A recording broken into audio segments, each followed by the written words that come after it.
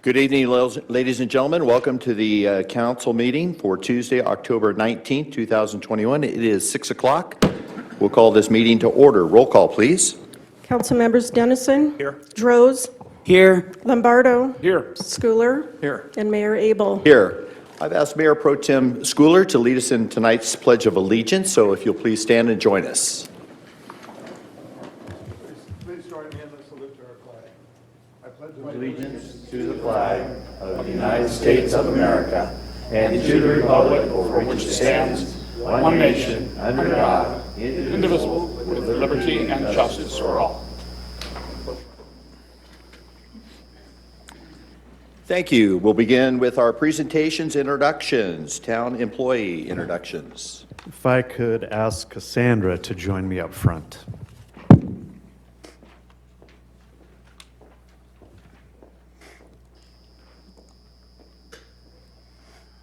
How are you doing? Good, how are you? Good. Are you going to sing? Okay, that's fine. Mayor and Council, it's always a pleasure to stand before you and introduce a new member of the team. This evening, Cassandra Blackstone gets the honor of standing up here.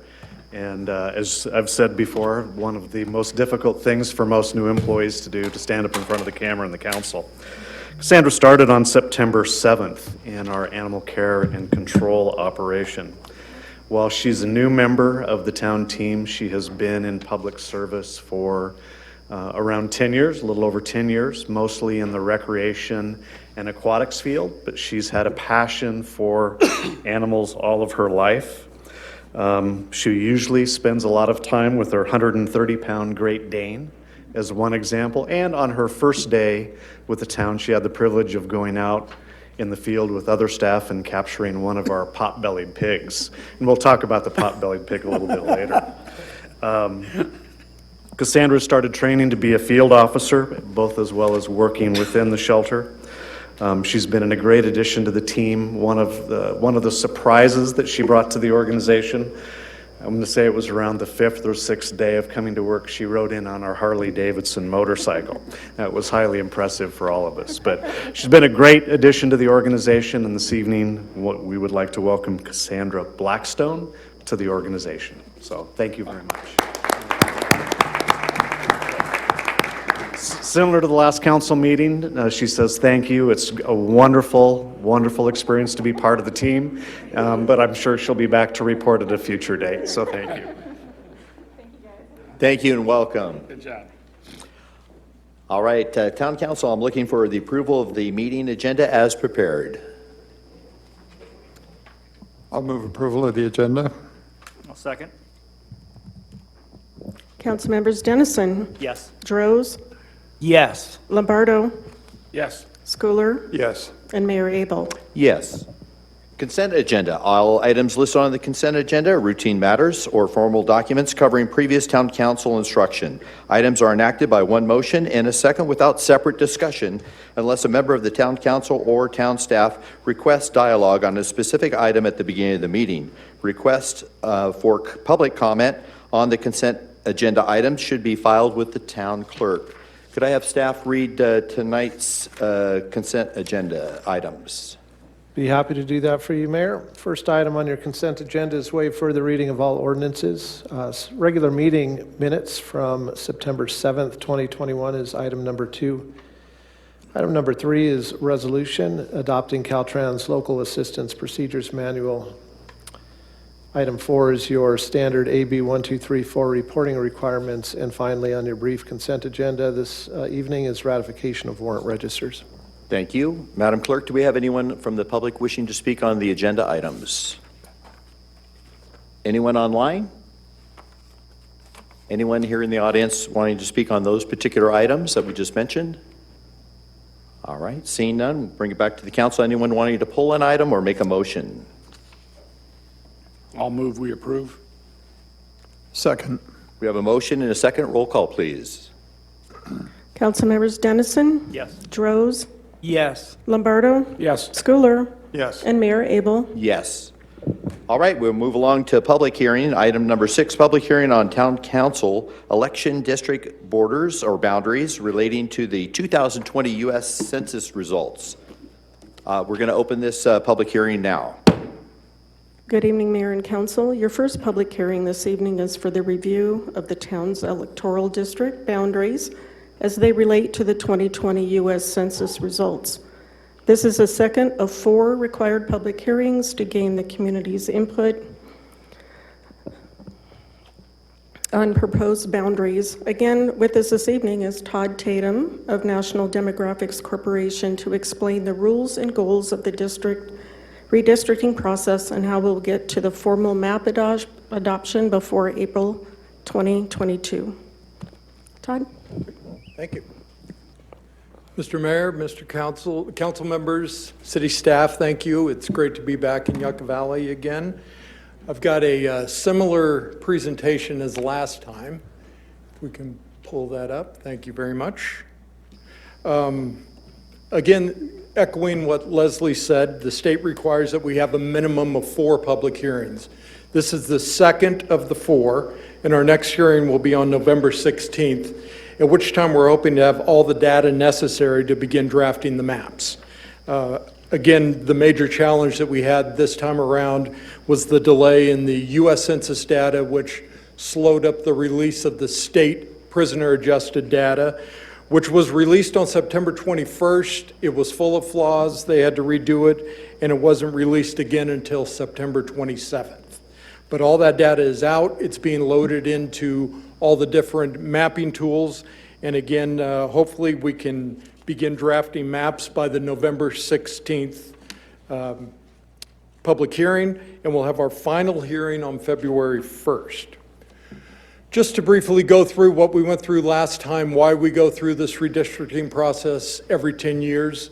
Again, we hold the first initial hearings, and that gives us all of the, we have until April 17th to adopt. That shows the next 2 hearings.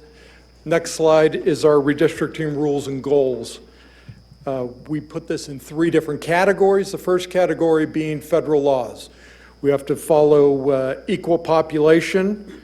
We also must follow the Federal Voting Rights Act, and there can be absolutely no racial gerrymandering. Again, our second category is the new state law, and that ranks in order how we have to approach the state law based on the California Voting Rights Act.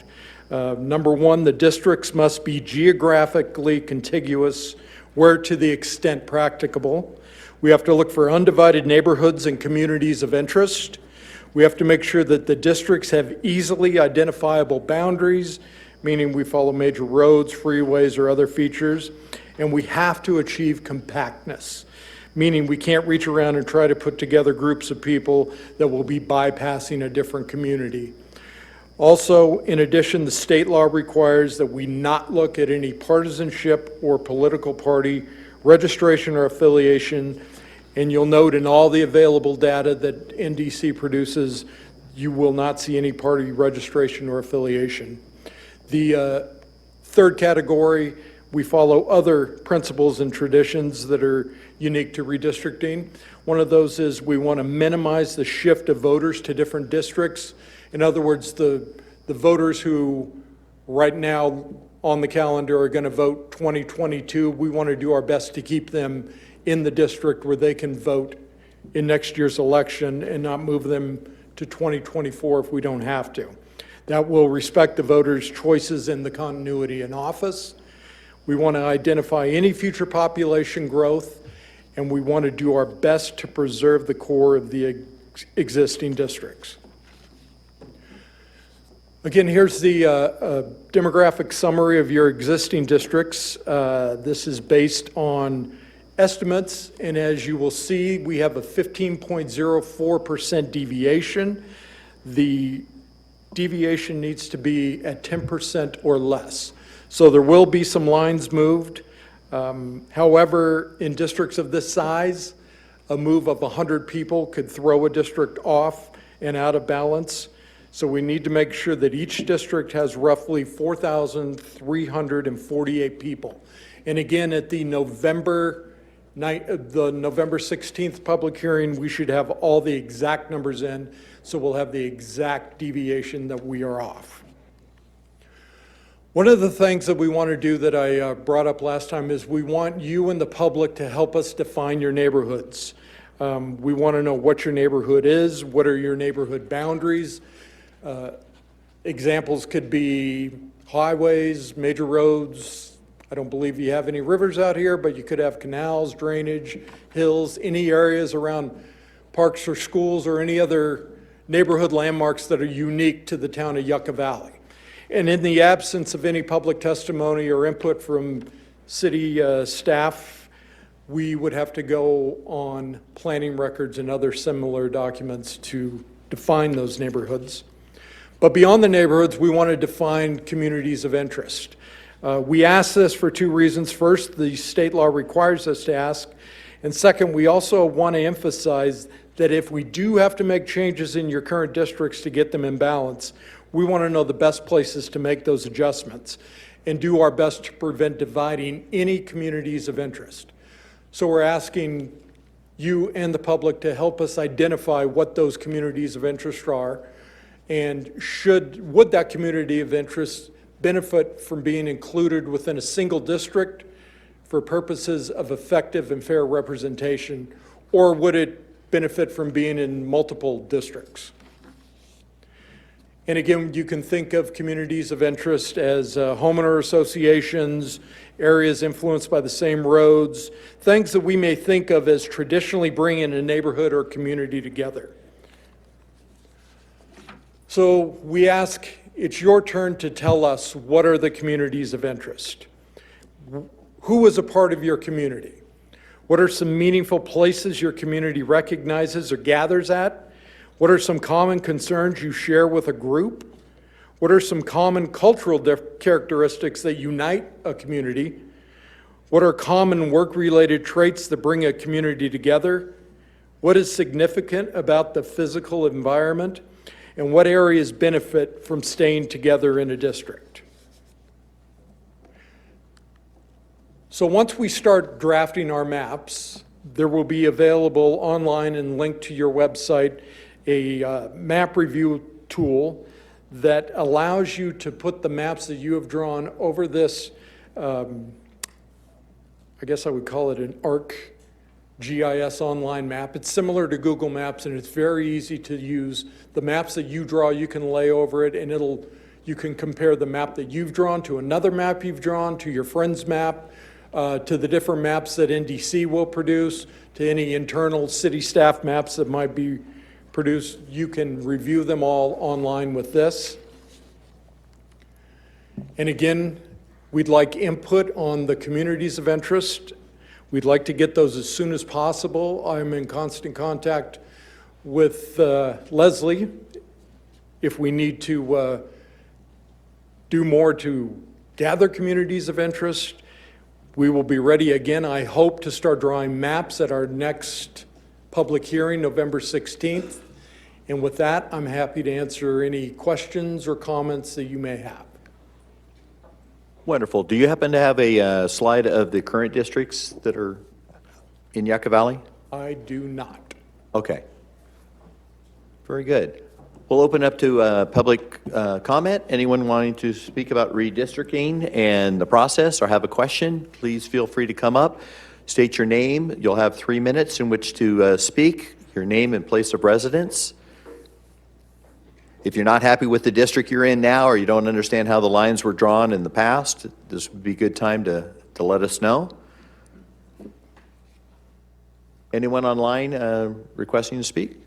I do have one, a Mr. Fish that was wanting to speak on this item, or at least make a statement. He did submit a written comment before the public hearing, looking to see if we might consider the homes along and including north of Sunny Slope Drive between Pioneer Town and Old Woman Springs Road should be in either Districts 1 or 3. They are currently in District 2, since those districts currently are what have the most effect on the mentioned properties. All right. No other public comment was received. All right, very good. And those are the types of comments that we're asking for you to be able to give us, your opinions on those particular things, how it might affect you. It can be a little confusing when you live on a street and one side of the street is in District 3 and the other side of the street's in District 1. Your neighbor across the street's in a different district. But there has to be some kind of a dividing line. So I think in the past, some major arterials were used, as well as sort of, as we're speaking about common areas of interest, such as parks or things like that. So we'll have more opportunities. I believe you said it was 2 of 4, and I believe the last, we'll hopefully be able to go through the process again. It was very enlightening last time, and we'll finish up on the 17th, I believe. Any council members have any questions or comments? Yes, go ahead, Councilmember Drodes. My one comment, I think what's really important in the district I represent is dirt roads. So I just want you to keep that in mind. I think that's a big dividing point in the community, dirt roads and paved roads. So, thank you. Councilmember Lombardo? I was curious, did we have results from the 2020 census at this point, or not yet? Did Yucca Valley increase in population? Or I don't have the official ones, but I can get those tomorrow and email them to Okay, I was just Leslie. curious to see if we were growing as a community. And I'm not sure. Thank you. Yes, Mayor Pro Tem? Yes, I'd like to know, how are you collecting the answers to those questions about the neighborhoods, that list of questions you had? How are people able to give you input on that? That last slide that it's got Leslie's email, it's got a link to your website as well as the phone number. So we encourage everyone to go to the website. There's the link for the districting on the website, correct, for the redistricting? Yes, we have a link to the districting page in the spotlight section of the homepage, and I'll list those, bullet point those questions out there and highlight them so that if anyone does review those at some kind of thought process, they can go through on that. And I think that's a really important part of the redistricting process, or at least how we did it in the first, is we really want citizens' input, because that's who we represent. So the more input we get, the better it is, and the more, I guess, a say somebody might have on districting. And again, I really appreciate the state's forethought on making sure that, it's not based upon political affiliation, and that, representative groups would have an opportunity to be represented on a council or a board, school board, things like that. So although we're a small community and maybe districts don't make a whole lot of sense in a small town, because we feel like we represent the entire town, not just our district, I can see in larger metropolitan areas there are going to be unique situations and policies that need to be addressed. So overall, it's probably a very good thing to have. And so hopefully it's opened up the political process to more people to be involved. So thank you. If there are no other questions and no one else from the public, we'll go ahead and, yes, we do have someone online. Thank you. We actually have one person requesting public comment. Absolutely. Thank you for joining us online. Go ahead and state your name and place of residence. You'll have 3 minutes. Okay, Demi Espinoza, you have 3 minutes. I requested you unmute. Okay, great. Can you hear me? Yes. Oh, perfect. Great. My name is Demi Espinosa. I'm a Yucca Valley resident in District 3, and mine's kind of a comment and question similar to what was just stated by Mayor Pro Tem. I was curious about the community engagement plan or process to ensure that, like you mentioned, community members are able to provide their comments. I heard that this was meeting number 2 out of 4 with the Yucca Valley Town Hall, and I was just wondering if there is opportunities to partner with community-based organizations or other nonprofits who are connected to community, who have trust with the community to be able to get that input. Because I'm just a little concerned that if all the community input is only happening here at the town halls, we're going to miss a lot of people. And so we have a lot of opportunities with the amazing nonprofits that work in our town. Let's partner with them to get community input from residents. So I guess my long-winded way of saying is a question: is there a plan outside of the town halls to collect this feedback? Thank you. Thank you. Give us an answer. We actually have one more All right, very good. Deborah Sabat, you have been requested to unmute. You have 3 minutes. Hello, good evening, everyone. I would just like to ask each of you if you could answer the question briefly. Like Jeff mentioned something about dirt roads as part of the redistricting process in our local community. I would just like a little more education about how they were divided originally and why, or what did you focus on? If you could help give me some more insight, I would appreciate it. Thank you. Is that for you all, or? And is there any other questions? All right, we'll bring it back to staff or the presenter. Mayor, I think you mentioned before some of the parameters that were brought up. Mayor, I think the best source is going to be our town webpage on redistricting. We're going to put on the history from your first time that you did districting in this community about 4 years ago. So we'll have that background in there. We'll include the minutes of all of those multiple outreach, some of the conversations about how the districts were determined, what the communities of interest were at that time, what those highlighted points of interest were that were critical to all of the council at that time, and then also provide an opportunity for folks to provide us information both individually or collectively if they want to represent a nonprofit or other community engagement organization out there. We're happy to do that. Similarly, we have 2 additional public hearings that are going to be occurring for this topic, and we'll ensure that that is announced well in advance so that folks have an opportunity to participate. Wonderful, thank you. Question. Yes, go ahead. Are you, as demographer, are you going to reach out to the groups that were mentioned by Demi, other community groups that are have kind of, you would call them communities within the community, I guess, in some way. Like, let's say you can't do it district-wise because they're from all over. It would be difficult to do, but And typically, reach out to them. Typically, we would not unless they reach out to us. Okay. You know, and unless so- you had your town staff or you hired an outside PR firm that would coordinate that sort of, community You involvement. would listen to the information if it came to you. Yes. But you don't actually go out and seek it in the community. Right. So it would be up to people like Demi to bring the information to the town council through the website. Or better, I'm sorry, the town clerk, right? yeah, or better for Demi to get the information from one of our newsletters and then disseminate it to those that are in the nonprofits, that they would be involved in the process and go online and give feedback. So I don't think we're looking for nonprofits to have a say. The people who are benefiting from the nonprofit or part of the nonprofit would have the opportunity to voice their input. And by just getting the newsletter and getting the link, sharing it with their groups, the other nonprofits, would be a great way to get it out to more people. Yeah, it's more the individuals that are getting the services from the nonprofit than it is the nonprofit that we're trying to build the community. Correct. Okay. All right. Any other questions or comments? Well, very good. Thank you so very much. We look forward to the process, and hopefully we'll get a lot of feedback between now and April 17th. Great. See you next month. Thank you. We'll go ahead and close this public hearing on the district boundaries. We'll move on to number 7, urgency ordinance sign regulations, ordinance 156 murals. Staff report, please. Good evening, Mayor and Council. The recommendation before you this evening is that the Council adopts urgency ordinance number 294.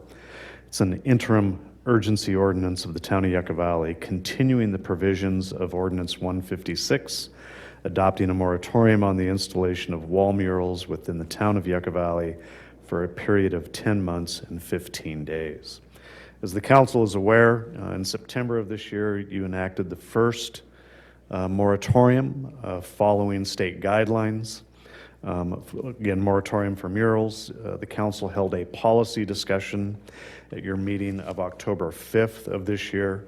You gave direction to staff, and that direction included coming back to the Council for policy, more precise policy direction before going to the Planning Commission.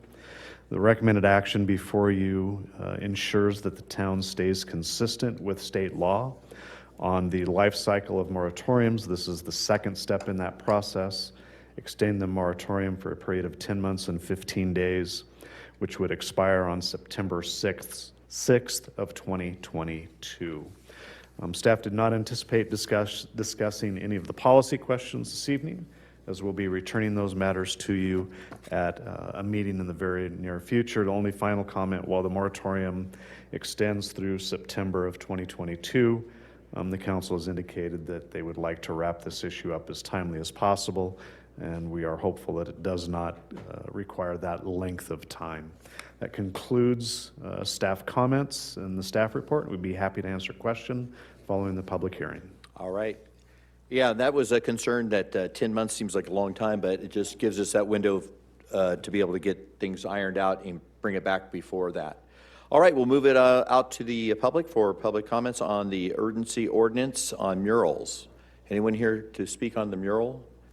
Yes, thank you for being here tonight. Come forward, give us your name, general place of residence, and you'll have 3 minutes. Garrett Christensen, District 5. I don't fully understand the background with the state law. By all means, be in compliance with state law, but I support murals and fully want there to be more of them, so I don't understand generally why we are having a moratorium on them. Like, the idea of too much public art is generally not a problem, and from my experience, not a problem in Yucca Valley. So, Thank you. Wonderful. Anyone else wanting to speak on the mural issue? No one online? All right, we'll bring it back to staff. This issue was brought up due to the installation of murals in different areas of the town without obtaining the required town approval, as well as the need to update the town's regulations to be consistent with state law. Therefore, those are the two primary reasons for the need, or they identified the need to go through this process. And we didn't want someone to be submitting an application for a mural while they're still discussing how it would be applied throughout the town. So it's a great question. It's not that we're wanting to perhaps stop all murals from being done, but just put a hold on it until we can iron things out and get more public input from the artists as well as yourself or whoever would like to speak on what kind of murals you'd like to see in the town. And like you said, you want to speak about having more and encouraging artists to explore those opportunities. Great. Any council member questions? Do I have a motion or not? Yeah, Mayor, I'll go ahead and make the motion that the town council adopts the urgency ordinance number 294. Second. Motion is second. If there's no further discussion, roll call. Council members Dennison. Yes. Droz. Yes. Lombardo. Yes. Schooler. Yes. And Mayor Abel. Yes, and I want to make very clear again that we're not canceling any opportunities for murals in the future. We just want to have a rest period to where we can come up with some policies that make sense. All right, we'll move on to department reports. Short-term vacation rentals, campgrounds, or related facilities. We'll turn it over to our legal staff to start with. Mr. Jacks. Thank you, Mayor and Council. Just before the council and the community get into a discussion on town policy on the vacation rental issue, just because many council members either own vacation rentals or own rental properties that could be eligible for vacation rental permits. So town staff asked my office to look into whether this created any potential conflicts of interest and whether any council members would need to recuse themselves from the discussion on this item. So just by way of quick background, there is a state agency that's in charge of investigating and determining whether public officials have a conflict of interest and whether public officials must recuse themselves from certain topics. And that state agency is the Fair Political Practices Commission, or the FPPC. So anytime there's a significant question on conflicts of interest, the safest approach is to formally ask this state agency, the FPPC, and ask them to provide a determination or to provide some guidance as to whether public officials have a conflict of interest on a certain topic and therefore need to recuse themselves. And so that's what we did on this issue for vacation rentals. My office contacted that state agency, the FPPC. I had several phone conversations with an attorney from the FPPC, and the FPPC also wrote a letter providing some guidance on how the town should proceed on this vacation rental issue in light of the fact that there are multiple council members either owning vacation rentals or owning rental properties that could be eligible for vacation rental permits. I'd like to take just a few minutes and just briefly summarize both my phone conversations and the letter that the FPPC sent providing that guidance. So from the phone conversations and from the letter, the FPPC concluded that if a council member owns property other than their primary residence, meaning other than the home where you live, and if that additional property has a vacation rental permit or is eligible for a vacation rental permit, then there is a conflict of interest and that council member may not participate in the discussion on vacation rentals. So the guidance from the FPPC is that 4 of the 5 sitting council members have a conflict of interest. So here's their guidance, and I'll go through it briefly. So their guidance is Councilmember Lombardo owns additional properties that do not currently have vacation rental permits, but they are eligible for vacation rental permits. Therefore, there's a conflict of interest. Councilmember Droz owns 1 property that has a vacation rental permit on the same parcel as his primary residence and owns an additional property that is eligible for vacation rental permits, and therefore there's a conflict of interest. Mayor Abel owns additional properties that do not currently have vacation rental permits, but they are eligible for vacation rental permits. Therefore, there's a conflict of interest. Mayor Pro Tem Schooler owns 1 property that has a vacation rental permit, and therefore there is a conflict of interest. Councilmember Dennison does not own properties within the town that have or are eligible for vacation rental permits, and therefore there is not a conflict of interest. Now, as you know, the town council needs a quorum, needs at least 3 members to conduct business. So the FPPC's letter also states that there are rules, there is a procedure for this type of situation when a majority of council members have a conflict, but the town still needs to conduct business. So the FPPC rules state that the town has to go through what it calls a random selection process to randomly select 2 of the 4 council members with conflicts to be able to participate on this topic. Now, their rules don't specify exactly what method has to be used to do that selection. So, in consultation with town staff, the method of random selection that we will use this evening is to take 4 separate pieces of paper, write the name of 1 council member with a conflict on 1 piece of paper, fold that paper, place all 4 pieces of paper into a bowl. The town clerk will then reach in and select 1 piece of paper with 1 name. That individual will be the first to be randomly selected to participate. The town clerk will then reach in and select 1 more piece of paper with 1 name, and that individual will be the second to be randomly selected. That will be it. There will then be a minimum of 3 council members who will form a quorum, and they will be able to participate in the discussion on the vacation rental issue. The other 2 council members who are not selected will not be able to participate on the council, but the FPPC rules will allow them to comment on this topic as a member of the public, if they so choose, at either tonight's meeting or any future meetings. So at this point, I'll pause. I'll see if there's any questions from the council. If not, we are going to do the random selection. Very good, thank you. And I do appreciate legal and staff taking a very, very cautious approach to this issue. We want to make sure we're completely transparent. And we reached out to the FPPC, not the other way around, to make sure we had clarification so that the community could trust the process and we could navigate this issue. I had a couple questions for you. First of all, from the time you first contacted FPPC, how long basically, you don't have to be exact, how long did this process take for them to come up with this solution?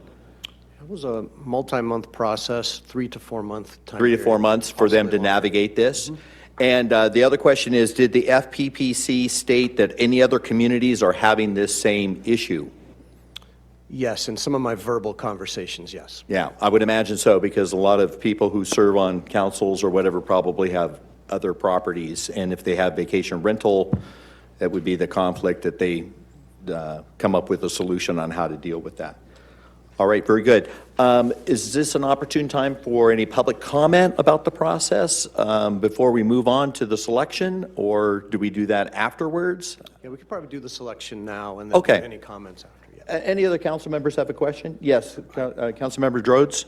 I just want to say, I believe that the FPPC indicated that all of us, whether somebody just owns property or someone has a vacation rental, we're all considered equal to the FPPC. Is that correct?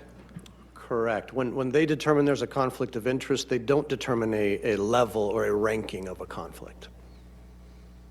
Thank you. Councilmember Lombardo? Just so that I'm clear, the names that you select out of the bowl will be able to participate. Correct. The ones that are left will have to vacate the room or Correct. not involved. Okay, got it. And they could stay in the room if they wanted to make a they public wanna comment, comment, but they would have to recuse themselves and leave and not have a voting membership. Any other questions? Sure. Just one more comment. All right. Once we make the selection this evening, the 2 council members that are selected will remain selected every time this issue is discussed. So it's a permanent selection, if you will, unless a council member is no longer on the council, and then we would have to go through the process again. Okay. Great. I watch Survivor every night, so I'm waiting for the names to get drawn. All right. So we Very have good. If there are no other questions, we'll go ahead and place the names in the bowl, and Madam Clerk will be selecting.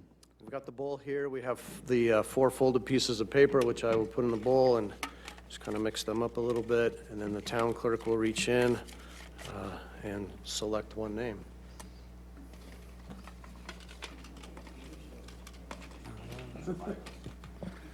We need some music. Is there a drum roll? Mayor Pro Tem Schooler. Okay, so the first name selected is Mayor Pro Tem Schooler. Town clerk can now reach in and draw the final name.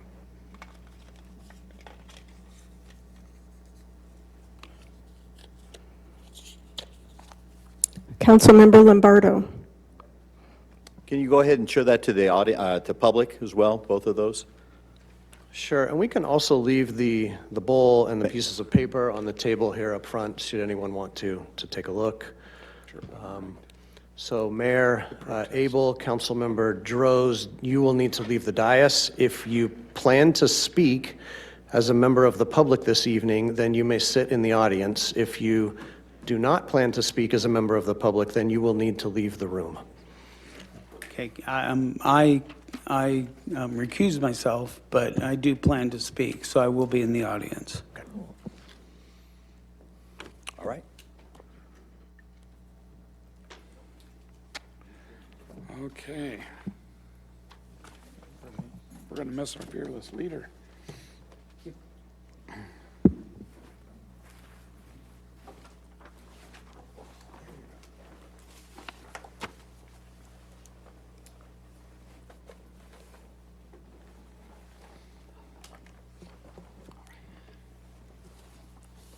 Okay, so we are ready for item number 8, the short-term vacation rental ordinance. Maybe we have a staff report, please. Good evening, Mayor Pro Tem and Council. The recommended action before you this evening is that the Town Council receive the report and provide direction to the Planning Commission and staff as deemed appropriate for short-term vacation rentals including but not limited to the following policy guidance: reducing the number of guests and cars allowed, establish separate permitting process and standards for facilities with more than 6 guests, adopting maximum fines allowed, establishing a basis or criteria for permit revocation, both temporary and permanent, require management company training and testing, require a 2-night minimum stay in any STVR, review standards and definitions for campgrounds and hotels, and I'll talk about those during the staff presentation. And then finally, direct staff to review the timing, process, and requirements to place a transient occupancy tax or a hotel motel STVR tax on the ballot in 2022 and report back to the town council separately from STVR regulations. At a 30,000-foot elevation level, the issues that the council has heard about on STVRs are nothing new. These issues have been going on in communities across the country, and communities have been trying to figure out how to address these types of regulations. Tourism-based communities especially have to deal with these issues. The influx of tourists during the season or the influx of tourism during the weekends can have an effect on neighborhood characteristics and the quality of life that the regular residents are accustomed to. If there were simple solutions, communities would not be struggling in their attempts to find solutions. There's a balancing act between vacation rentals, private property rights, and neighborhood characteristics and quality of life. I think most everyone here this evening is aware, just by watching what's gone on in the Coachella Valley communities, that the solutions are not easy. You've seen ballot measures placed on the ballot by citizens to try and address the issues. You've seen city councils revise regulations, making significant revisions to those regulations. So there's not a magic fix, and what we want to talk a little bit about this evening is what staff has identified as being potential solutions. And I talked about what have some communities done. They've put in place outright bans and prohibitions. Some communities have said, yeah, we want the property owner to reside on the site, and those are the only situations where we're going to allow short-term vacation rentals. That tends to address the problems. Limitations on the total number of STVRs allowed, and you'll see a map this evening that staff has prepared that shows that image of the spread of STVRs throughout Yucca Valley. Fines. This has become such a statewide issue in California that this year the legislature passed a new law which allows for the increase of fines for short-term vacation rental operations. So again, this is nothing unique to Yucca Valley, nothing unique to the Morongo Basin at all. These are standard issues that every community has run into. And then finally, permit revocation based upon strict criteria. What does the picture look like in Yucca Valley? Just to summarize this slide, and these numbers change every single day. It's not uncommon for the town to receive 1 or more new applications every single day of the week. Some weeks there are more than others, but right now there's approximately 299 active short-term vacation rentals within the town. Short-term vacation rentals are allowed in your single-family residential units and duplex units, and there's approximately 8,000 of those within the town. So the STVRs currently make up approximately 4% of that part of your housing stock. So number, call it 300, 4% today is a relatively small number. This map starts to show you locations. There is not what I would refer to as a concentration If you look at all of the primary residential neighborhoods in this community, the short-term vacation rentals are scattered through all of those different residential neighborhoods. From being close to Highway 62 and Highway 247 to both the north and south quadrants of the town, the short-term vacation rentals are spread out throughout the community. We know that there's been very, very positive impacts from tourism.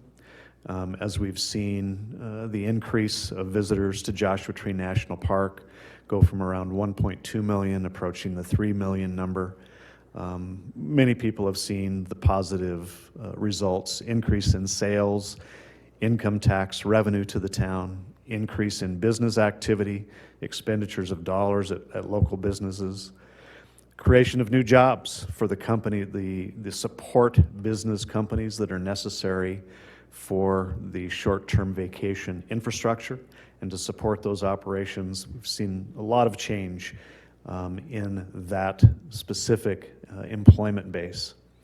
And those are just a few highlights. You can see there's a number of other issues and benefits that were identified in the community survey that was recently completed by the town.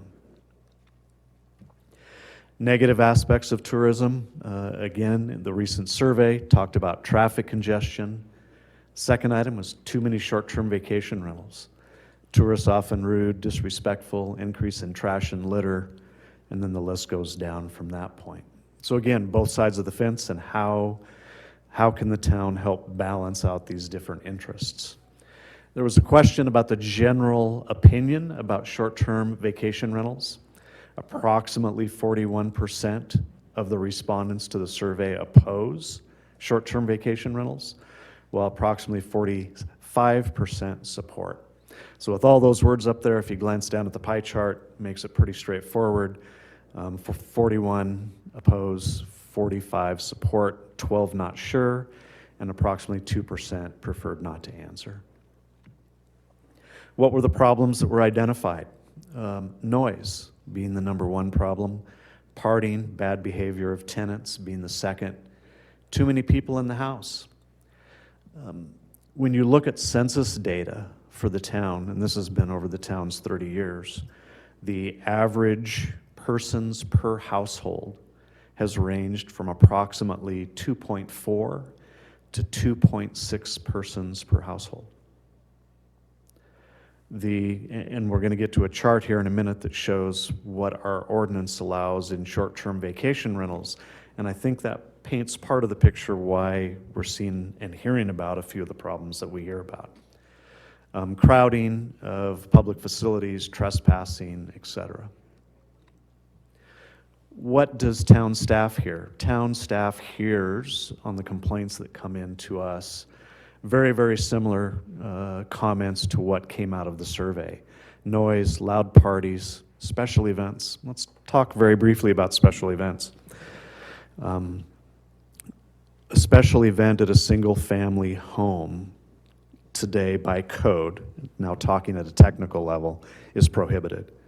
Weddings, large anniversaries, large parties, those types of things are prohibited today. But many short-term vacation rentals are used to house and host those types of special events. And many of the complaints that we've got over the years, from those complaints that we have received, have included a lot of special event operations. And I think that's going to be something the Planning Commission and the Council need to discuss as these regulations come back through for review. Volumes of trash, overflowing trash cans left out for a week and a half because nobody has come back to the property to move those trash cans back in after trash day. Privacy concerns, what I call yard gawkers, trespass included, whether it's viewing over a fence or the individuals from short-term that are renting one property, not knowing where property boundaries are, and we're out here in the desert, it's beautiful, it's fun to go walk around, explore the desert. Well, all of a sudden, the neighbor looks out their window and these vacationers are trespassing on their property. And I think that really deserves some special consideration during the review of the regulations. No density limits. Many people, many of the complaints that we receive are there's too many in our neighborhood. And if we have cause to go back to the map this evening, you will see a few clusters in different neighborhoods where there's quite a few that are relatively close together. Impact to housing supply and commercial operation in residential neighborhoods. Not just the guests, but after the guests leave, you then have cleaning services that can be daily, that can be weekly. There's traffic associated with those services that hasn't been there before. So that transition from a home to a short-term vacation rental has other impacts besides just the guests that are coming there to stay. Another question in the survey asked, what are some things that should be done? I'm not going to go through all these in detail. Permanently revoking operation permits from properties that have a history of repeat violations. Issuing mandatory fines for the owner where there are verified violations and code complaints. Making those fines more expensive. And you've seen on a statewide basis, not just Yucca Valley, that was seen as an important issue. The governor has signed that legislation. It becomes effective on January 1st of 2022. Staff anticipates bringing those fine levels back to the council for adoption prior to that date. And then a few other issues. Again, all this information is online as a result of the survey performed this year and as a part of the packet this evening. Number of occupants allowed by our code this evening, you'll see, is a maximum of 14 overnight occupants as well as 14 vehicles. Now that's for a 7-bedroom home. If you think about what people are used to in our residential neighborhoods, where there's an average person per household number of approximately 2.5, all of a sudden there's a number much larger than that. There will be characteristics changing in that neighborhood. And that's one of the staff's primary recommendations, is for consideration of revising these numbers to a lower level.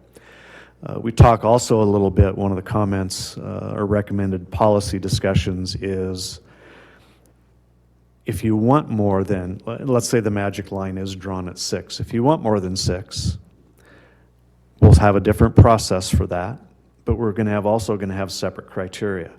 So maybe for 6, you need to be on a property of 2.5 acres or larger, so that you start to increase the distance away from your neighbors and reduce the opportunity for those types of complaints, those types of activities to affect the neighborhood.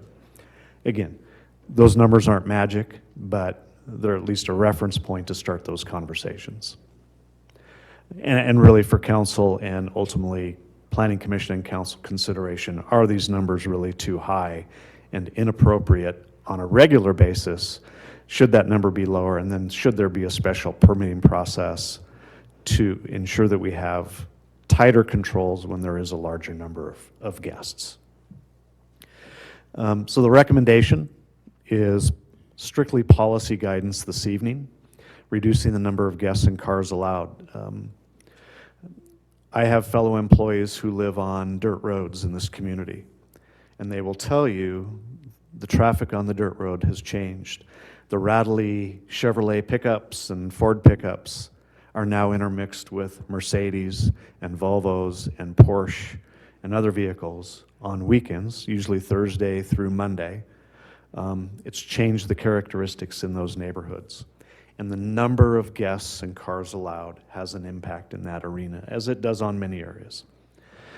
Establishing a separate permitting process if you want to have more than 6, adopting maximum fines allowed, establishing a basis for permit revocation, both temporary and permanent.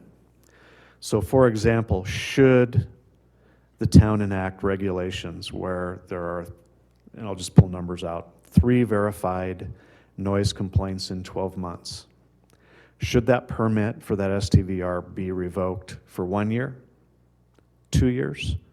Should it be revoked permanently? Take the issue of trespassing. What's the biggest investment most Americans make in their lives? It's in their home. And what do we value in our home and our property? We value privacy and security. That's why the town's highest expenditure is for Sheriff's Department contract. We want to be safe and secure in our home.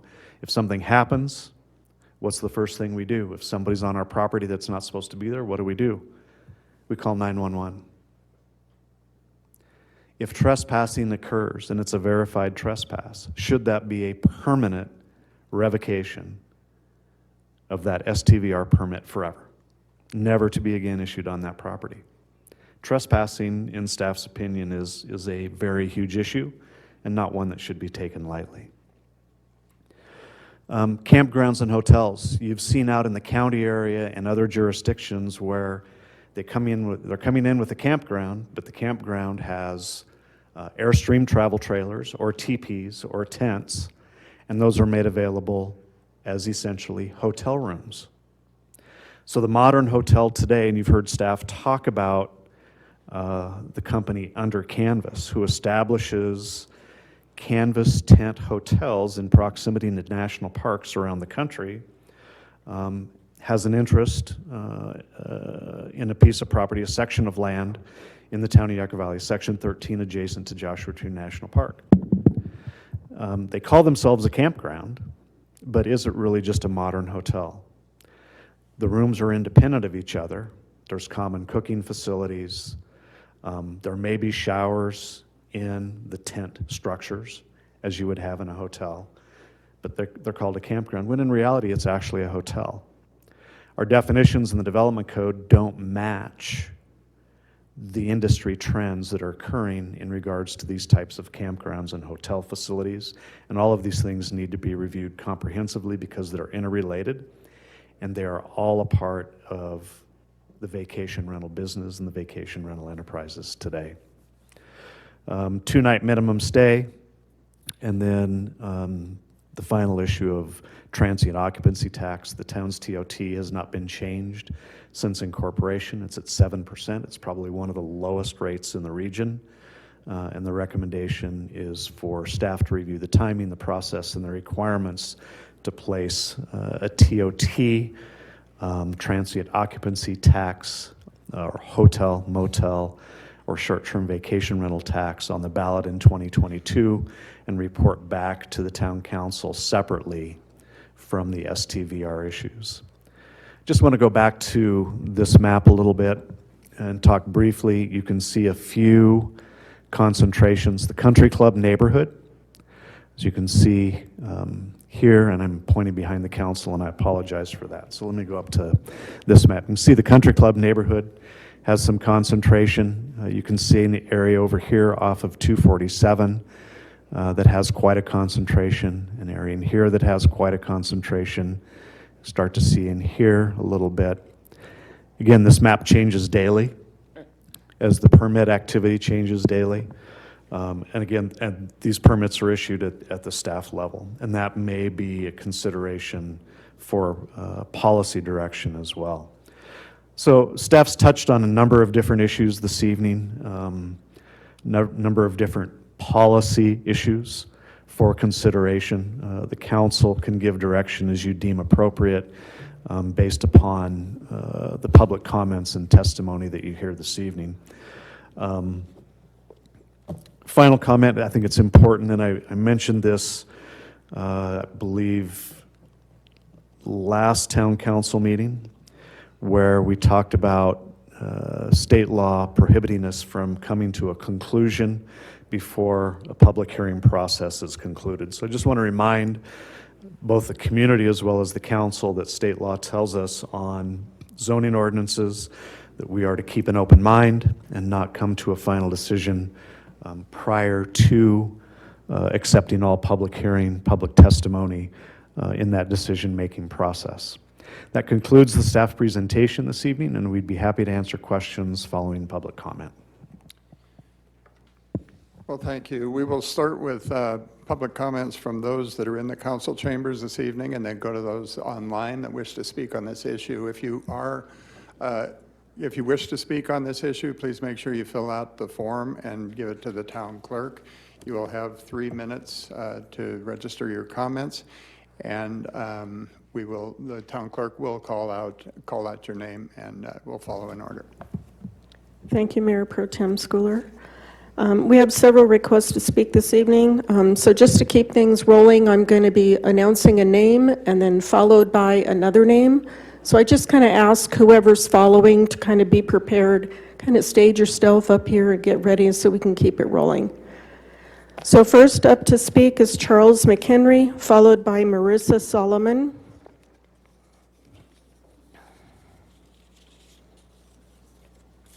Evening, Mayor Pro Tem and survivors of the lottery. I'm here to speak on the subject tonight.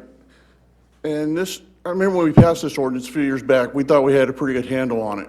Little did we know that several things were going to attack us at one time. One, the interest rates of the properties were going to drop down. Visitation to the park, like Shane said earlier, went from about 1.2 million to I think last year estimating 3.2 million for the park.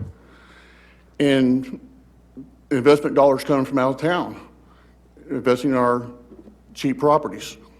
And the problem we have now is, like I say, some of these areas are saturated with short-term vacation rentals. I know in my neighborhood where I live, approximately 80% of the homes that have been sold in the last year have all been converted over to short-term vacation rentals. So you think, well, yeah, it's only a few houses in your neighborhood. When you look at that number of houses being sold and being converted over, right now I know at least 4 homes are undergoing major renovations, which are probably getting permitted shortly. That's in addition to, I believe it's 10 to 12 we already have in my neighborhood, and we have about 60 homes in my neighborhood. As Mr. Dennison knows, he's lived in that neighborhood prior to his moving up to Sky Harbor because he got tired of the old neighbors, I guess. And fortunately, by and large, we have pretty good cooperation with the homeowners, keeping track of their tenants on the short-term vacation rentals. But we do have a couple of problem children. And unfortunately, one of those houses down the road from me has a tendency to get large parties in there at times. Because I've had times where I've seen as many as 5 or 6 cars in a row come flying down the hill. 10 minutes later, go back up the hill again. A couple hours later, come back down again. And it's a problem with the traffic.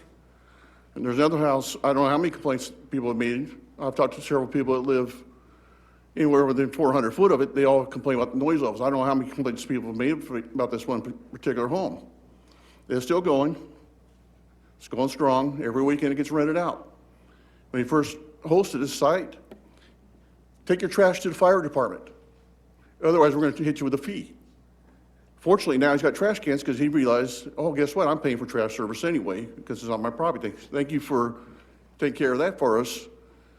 That helped out, I think, with a lot of the problems with some of these short-term vacation rentals. I think he was not the only person who's doing this. And what I'd like to see as this moves forward is maybe have an ad hoc committee with a couple of citizens from the town being involved in this. Because I think what's going to happen, if this gets decided amongst yourselves and the planning commission, as would be a normal process, the people in the town are going to look on both sides are going to say, well, look, this was all slanted and decided to begin with. The public didn't really have a chance to speak. Because that's the perception that's out there right now, is that people are saying, hey, you're not hearing from the public. Thank you. Marissa Solomon, followed by David Chubak.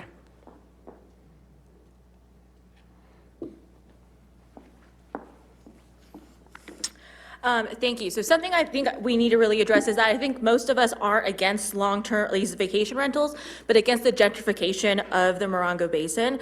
So I think something that we really need to see some more regulation at these short-term vacation rentals. For instance, we need to have more consequences for these properties that aren't going along with the rules and regulations, which means we need to have more resources towards code enforcement, because that's what's really going to, I think, help solve some of these issues if we're able to have more resources that go towards code enforcement. Something else I think is something that we need to look at is management of the properties. There's a lot of properties that are being managed by corporations, people outside of the Morongo Basin, and how do we expect things to be addressed when the management does not have any type of ties to the community? and aren't able to get to those rental properties in time. And I do believe that there needs to be some preferential treatment for locals who own these properties, because again, I'm seeing a lot of gentrification in the Morongo Basin. And I know we talk a lot too about like the money that's coming to the town, but if we see more and more businesses aren't owned by and run by locals, they're run from people from LA and New York City. So again, this money isn't staying in the Morongo Basin. And if we're still looking at the taxes as well, if it is this larger corporations, they're not, they are going to be, the money's not going to stay in the Morongo Basin. And I think it should be really clear for the rules and regulations to be outlined in the application. And then I think there needs to be also a comprehensive site or phone number to submit any type of formal complaint. And also to show the data with the Airbnbs and short-term rental properties. I think something to help with this as well, these issues, is to limit the permits, have some sort of quota every year, and a set time for enrollment. I think major concerns of the community is the number of short-term rentals versus long-term, which I think the last individual came up and kind of discussed that. If you look right now, currently on Zillow, there's only about 5 rental properties, and it is starting to become more expensive for locals, not just for short-term properties, but for housing in general, especially when the Morongo Basin in the past has had a median income of about $40,000, and now the average home is about $300,000. How are locals who are working at Del Taco, Stater Brothers, and other local establishments supposed to afford housing in this community? And we do see that there is extremely limited long-term rentals available for our locals, and those prices are going up as well. And so I think some things that we can really kind of look at to help maybe pay for the resources in with code enforcement, because I think that's really what's going to help with some of these solutions, is that we want more money to stay in the area, and that we want to make sure that we do have higher fees and fees for not following different ordinances. And I was looking over the Good Neighbor brochure as someone who is living next to an Airbnb that's running illegally. It's really disheartening to see that after multiple complaints to code enforcement when there was occupants there for a week, that we didn't see any consequences or any resolution to that. So that's something that's disheartening, and I think that's something in the data that wasn't showed is how many of these short-term rental properties are actually running without a permit. Some other things I think it would be really good to look at is not just the noise and occupancies, but light pollution in the area as well. So that's something that I think we love about living in the Morongo Basin, right, is that we can see the stars every night. And I did see in the packet with some of the complaints that light pollution was an issue. So that's something I don't think has been addressed in some other of the short-term rental properties, and I think that's something that's quite unique to the desert. And I think there needs to be some more operating standards, and then also clear consequences if you do not follow these ordinances. And so again, something I would like to bring up too is that there is a rental property in my area. I am in District 3, and there is more and more of these popping up in my neighborhood, and I do have a fear that it will be saturated within my neighborhood. And as we've heard earlier, that this is quite a contentious issue, yet there's no moratorium for this, at least in residential properties, but yet something that I would say is less contentious is the murals that we were talking about. Please do not take this disrespectfully, but I think, why do we not have a moratorium for this to kind of keep a hold on the applications going in so we can make stronger decisions on this policy? Thank you so much for your time. Thank you. David Chuback, followed by Clint Stoker. Good evening, everybody. It's good that we're all here to talk about this issue. It's pretty complicated and it can really have an impact on our lives. A couple of questions. There's 300 STVRs that are already approved. I was wondering how many are pending. In our neighborhood, we have one that was just approved. It's 2 houses away. We have another one that's in process. It's 2 houses away, like horizontally, off in the angle. Now, the one that's still under approval hasn't been approved yet. We got the notice. My next door neighbor did not, because he's apparently right out of the range. Both of us were discussing, we could hear the noise from the renovation going on quite clearly. We're up in Sky Harbor, and the sound travels, and it's very intrusive. One of the main reasons that we knew that we were in the right place up there, My first morning, I'm out in the backyard, and I heard a noise. It was kind of a, and what is that? And there was a raven flying over the next door neighbor's yard. And that's the quiet that we need now. We came up from Orange County, and it's noisy down there. It's terrible. We need to keep the quiet. I want to know, can we get a map of specifically where these STVRs are going to be, complete with contact information? Because noise will travel further than just the 300 feet, radius or diameter. And we need to be able to get a hold of these people, and not just like a friend of ours up in JT. She has 6 surrounding her, and she said most of them are being managed by management companies. And just as a coincidence, their mailboxes are always full. So if she calls in a complaint, she gets the old, "I'm sorry, the mailbox is full and we can't accept any more messages." We need to be able to have a policy that's presented in a way that we know how to make a complaint, whether it be noise, lights, parking, trespassing, or whatever, that we will actually get some action on in a prompt manner, so we that live up here permanently can enjoy living here. Because this is the best place that we have considered to live, and we want to continue to be able to enjoy it up here. Thank you. Clint Stoker, followed by Todd Show.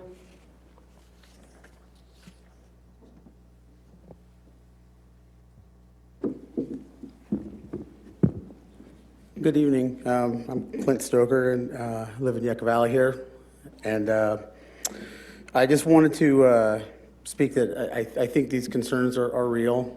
We've, over the course of the last few years, when I was standing before you before we did our first ordinance, all of us that were here that were operating as short-term vacation rental owners, as I am, and also a member of this community, we all expressed the same thing, that there are bad actors out there that are not good at what they do.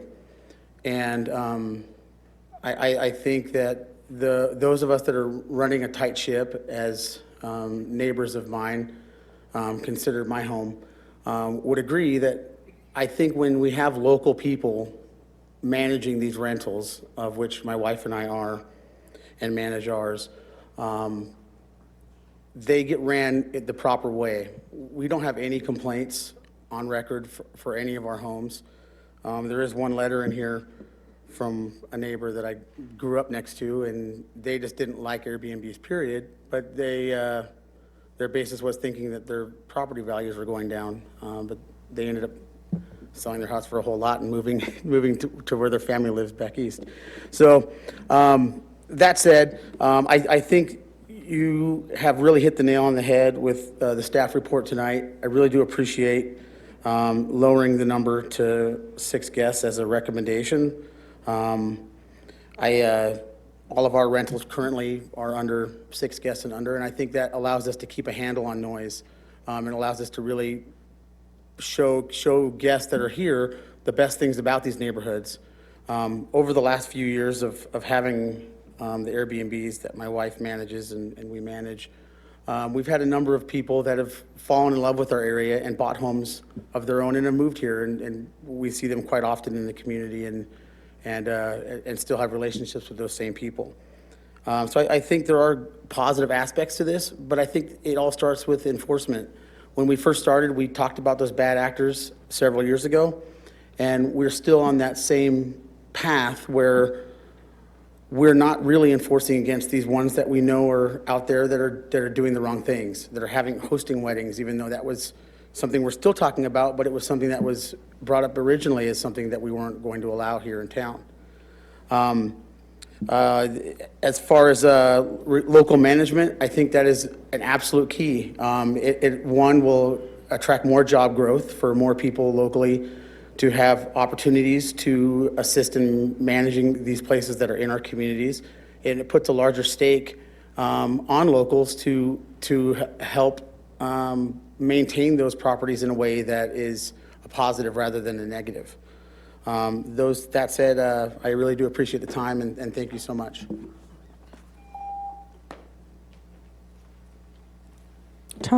Todd Show, followed by Jill Smith.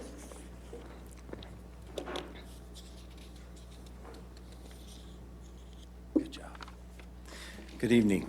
My name is Todd Show, and I live at up in the west end of town that was mentioned as one of the clusters in town for Airbnbs. The letters that I read in the agenda, pretty much they echo the way I feel about it and the way many of my neighbors feel as well. People are not really happy about what's going on with the Airbnbs. I have one right next door to me, and it's not so much that they're noisy and loud, it's I don't know who they are. And I feel like when I go to the grocery store or something, I back out of my driveway and I'm leaving, it's like who's staying there tonight? It's almost like living next door to a Motel 6, which is kind of a concern. And I know it never meant that much to me until I actually had one living next to me. It is different when you actually live in a neighborhood where there's many. And as you can see from that map, there's a few in my neighborhood.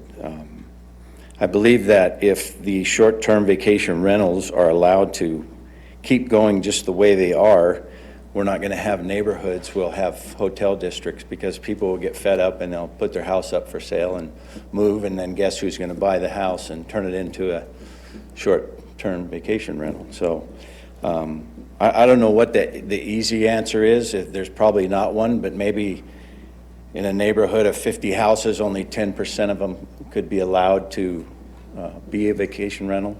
I don't know. But I agree with the gentleman that was up here before. I don't see a problem with just putting a moratorium on them now until we figure out a good solution. That's my thought. Also, it's always been my idea that the government its job is to have the concerns of the citizens, and I don't mean this disrespectfully, their first job one. And allowing these neighborhoods, I believe, to become transient is not really keeping our best interests at heart. And we'll just ask you to consider those things. Thank you for your time.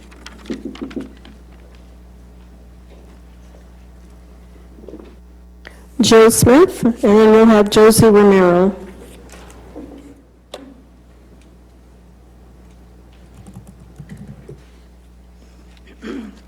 Good evening. My name is Jill Smith, and I live in the Country Club neighborhood of Yucca Valley. I moved here 18 years ago. Before I came to Yucca Valley from Los Angeles, I definitely did my due diligence to see what neighborhood in Yucca Valley did I want to live in. I chose Country Club because of the beautiful neighborhood, as well as there were so many long-term permanent residents in that neighborhood. Since the ordinance and regulations of in Yucca Valley were created in 2017 and have not been updated since then, I think we can all agree that the world has changed drastically since 2017.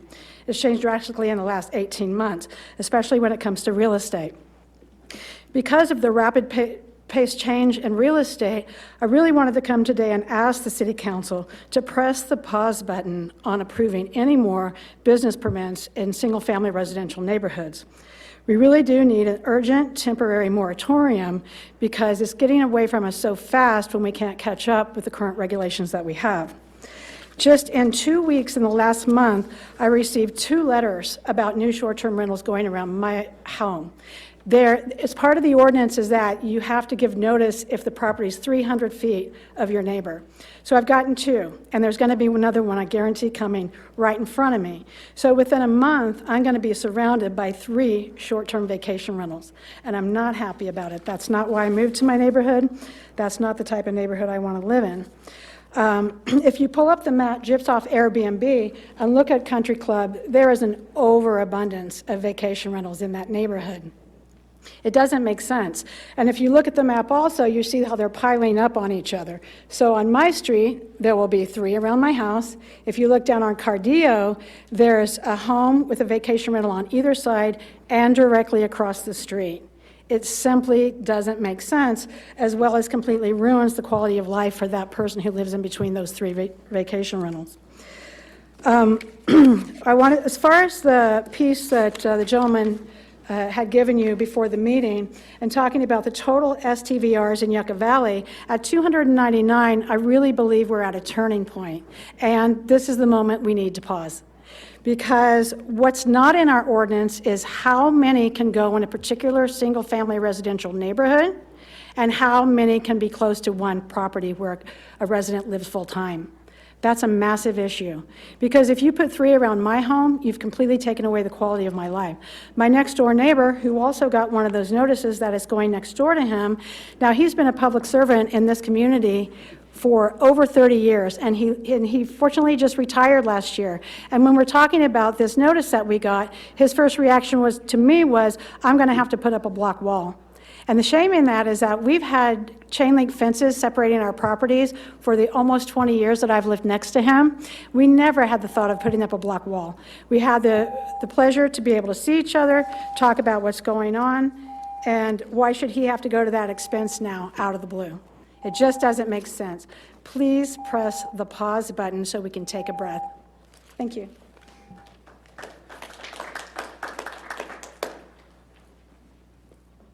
Josie Romero, then Martin Milas.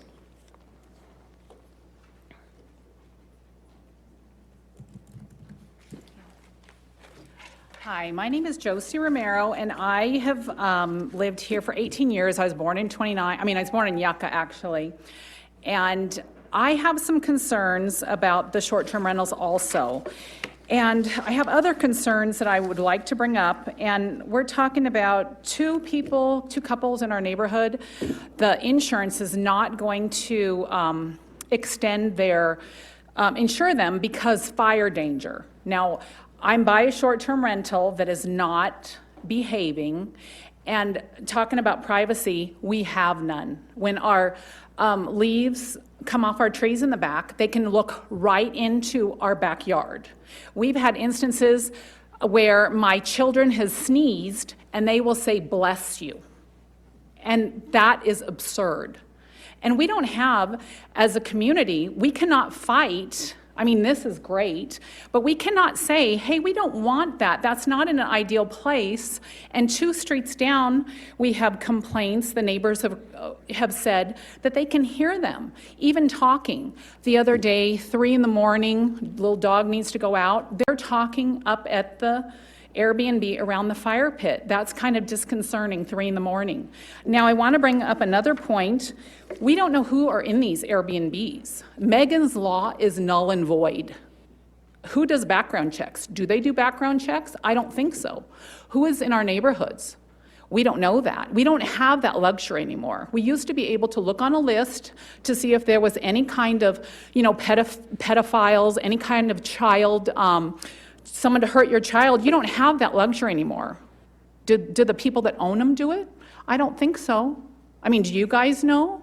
This is a problem in our neighborhoods, and it's running rampant. And also the fire, they're not going to insure them anymore, but I see the fire pit on. I see people buying firewood. I see, they have either a professional fire pit or they're gonna just are we gonna wait for a tragedy? What are we gonna do? This is all of our community, and we can't say, hey, I don't think an Airbnb fits in our neighborhood. This is really taking away from our town. We're gonna not have a town anymore. And another thing is, we have ordinances, but who enforces them? We are the babysitter of this Airbnb, me and my neighbors. And I don't think I need to be their babysitter. They make the money. I don't feel like that's very polite. And also, when the other woman in front of me were talking about a fence, when we go to put up a fence, if we wanted to put up a fence, it would be our money.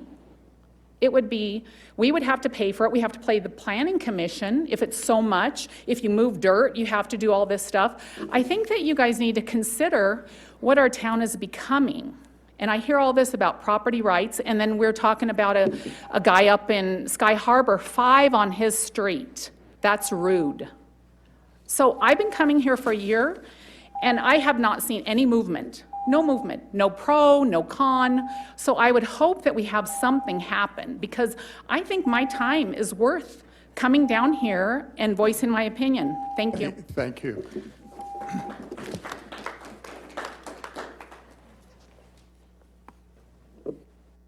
Martin Milas, and then Molly Casey.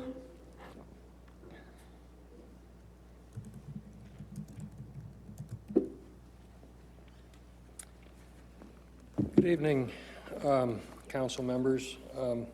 My name is Martin Milas. I live on the far south side of town.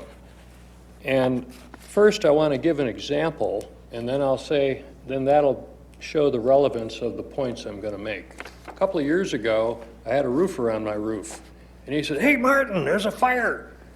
So I looked, and there was this 30-foot high wall of flame going straight up. Well, I called, he called, other people called. Place was burnt to the ground, nothing left. A lot on Warren Vista near London, corner property there. Fortunately, the other houses didn't get burned down because that's an area that has a wide paved street. People have concrete walls. I live in an area with my wife that doesn't have any of that. So here's the problem. As I see the rules, all the owner has to do is have an agent who's available on a 30-minute notice. Well, that fire had a person present right when it started. What good would it do to wait 30 minutes to report some activity that could start a conflagration and wipe out a large part of Yucca Valley? Point number 2, no fire hydrants on a lot of the streets that we live on. If there's no fire hydrants, wouldn't that constitute an objective, functional, relevant consideration to deny a permit for something that could result in a conflagration that takes out all of Sky Harbor and possibly part of the town? We know what happened in Paradise. We know what happened in the gender reveal party. People don't come intending on doing these things, but you know what happens. Another thing, we live on dirt roads, and the road I live on, Dulce Avenue, pinches down to one lane in several places so that fire trucks, ambulances, traffic jams, you all get trapped. And in fact, right on my property, where I have desert tortoises that I've photographed, where I have 30 or 40 Joshua trees on my property that I, try to take care of, somebody was coming one way and the other guy was going the other way, so he decided to just drive off the dirt road. And he got stuck, and he almost took out one of the Joshua tree, the little guys that are only this high. That's the next generation. So in other words, we have a high risk to fauna and flora from fire. So in other words, a lot of these considerations about noise and stuff isn't going to kill anybody. But my dad was a fire department captain, and so that's why I'm speaking to this. Thank you. Thank you. Molly Casey, then Tammy Roloff.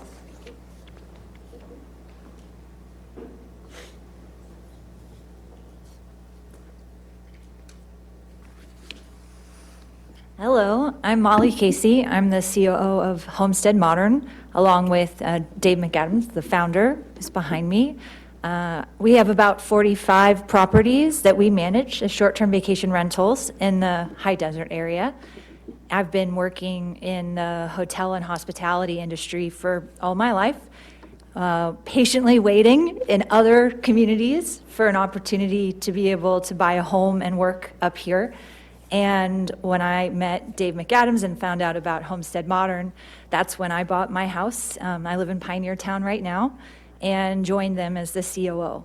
And I was looking for something that is what other people are looking for when they come to visit an area and find housing, which is something safe, something supported, something where you can engage in the community, and it just didn't really exist in a lot of levels out here. And so I'm really, really proud to work with Homestead Modern. We have 11 full-time local employees.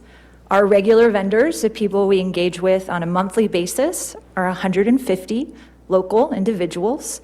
We have 24/7 support for all of our guests as well as our neighbors. And we do support this. We really do agree that there needs to be somebody local. There needs to be increased fines for people who are breaking the rules. We really would like to engage in more discussion about where these short-term vacation rentals occur. I can tell you that if something happens with our neighbors, somebody on my team responds right away. Our neighbors know to call us because we give them a handwritten letter and an introduction, all of our neighbors. And if they go out to address the situation, I have to. So I'm very, very, very supportive of that. I think some of the issues that we heard about some of the concerns in the community are things that I feel concerned about too, and I understand, and things that we address pretty regularly within our operations. And I would love to be a part of any kind of training or manager certification that needs to happen, and I think that that's a great idea. It's when we have neighbors to our short-term vacation rentals that we can't get them on the phone because, yes, they're not present, they're not in the community. We try to get dumpsters at all of our properties to address any kind of trash concerns. Dumpsters aren't available at all the Yucca Valley properties. There are some restrictions on that, and I think that that's worth discussing more. We always have houses that are remote. They're not really close to other homes. I think that's important to our guest experience as well as to our neighbors. We don't have any houses where there's street parking, so we would invade on our neighbors' properties. We are really, really supportive of having more investment in enforcement because we do know that it is hard to get somebody out to support any complaints. And our neighbors are part of the color, and we're really supportive of any more conversations about this. So thank you very much. Tammy Roloff, and then Jeff Droz.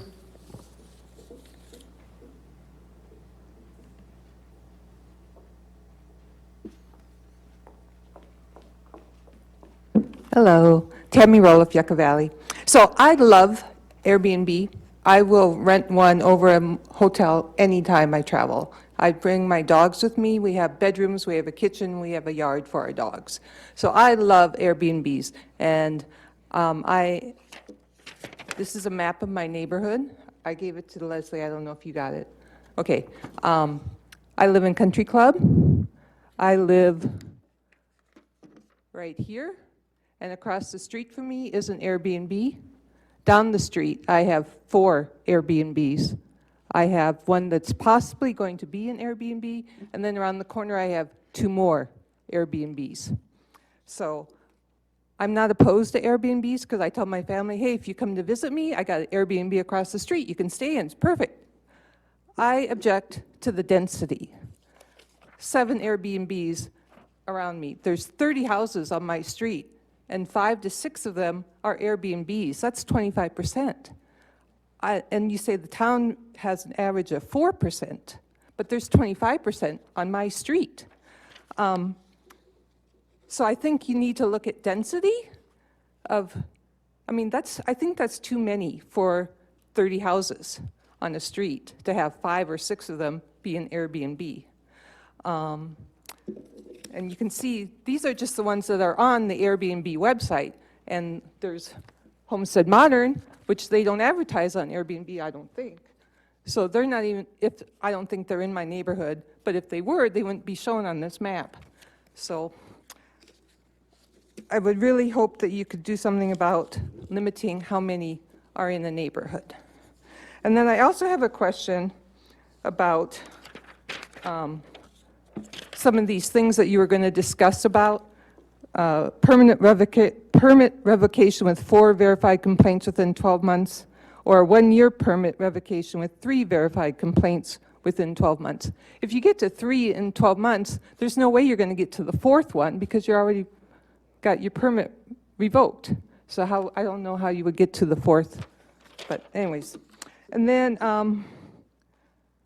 the house across the street from me that's an Airbnb It was a 4-bedroom. The owners bought it in January, flipped it, and converted a garage to a bedroom, so now it's technically a 5-bedroom. And I've seen other places in my neighborhood that have converted the garage to a bedroom, and some of them just put a curtain over the garage door so you can't see it. The one across the street, they actually put sheetrock up, but who knows if that's permitted, I don't know. But it's just, just seems really tacky to me. I don't like that they made a garage into a bedroom, but anyways, thank you. Jeff Droz. And then we'll have Garrett Christensen.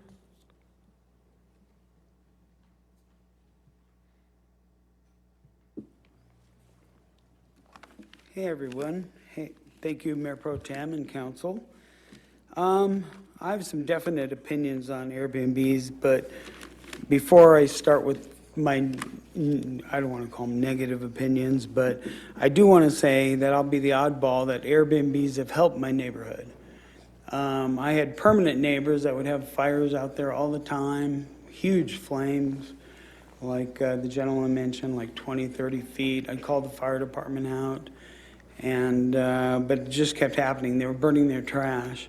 And then we had a lot of drug activity, and then Airbnb started showing up, and our neighborhood is quiet now, and it's generally quiet.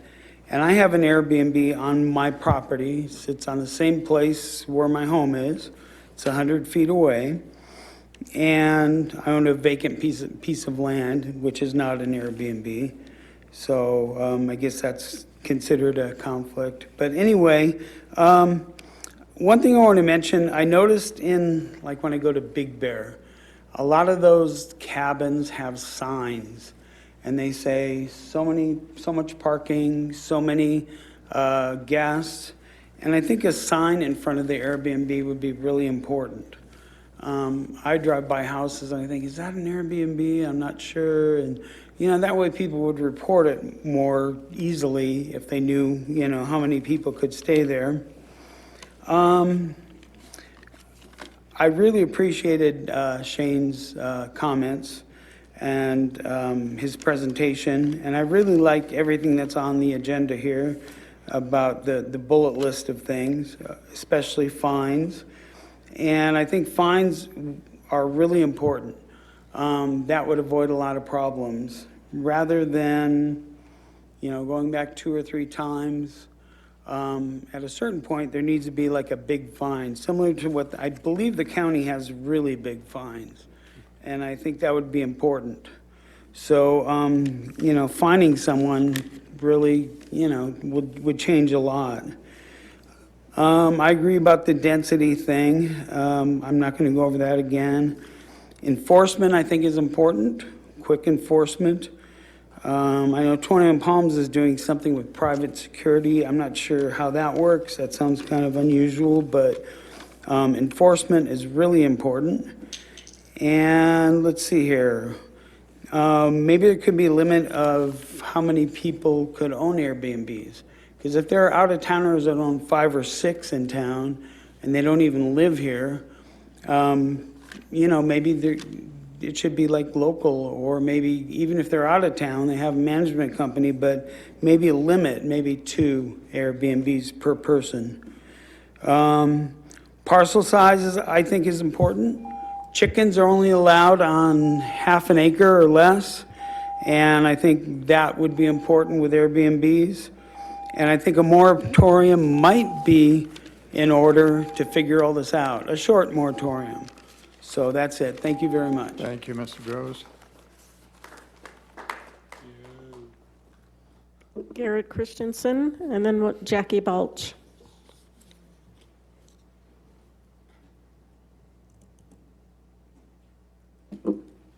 Hi, yeah, Garrett Christensen, Sky Harbor. I'd like to express a perhaps slightly more moderate view. I have multiple short-term rentals around me, and thus far I haven't had serious issues. I do encourage you to better regulate short-term rentals, but I encourage you to focus on objective standards such as density, fines, and enforcement, rather than just not liking people we don't know. I ask that regulations be less onerous for units with the owner present on the property, such as ADUs or shared spaces within the house. This can be an important way for people to help make their mortgage payments and contribute to the local economy. Thanks.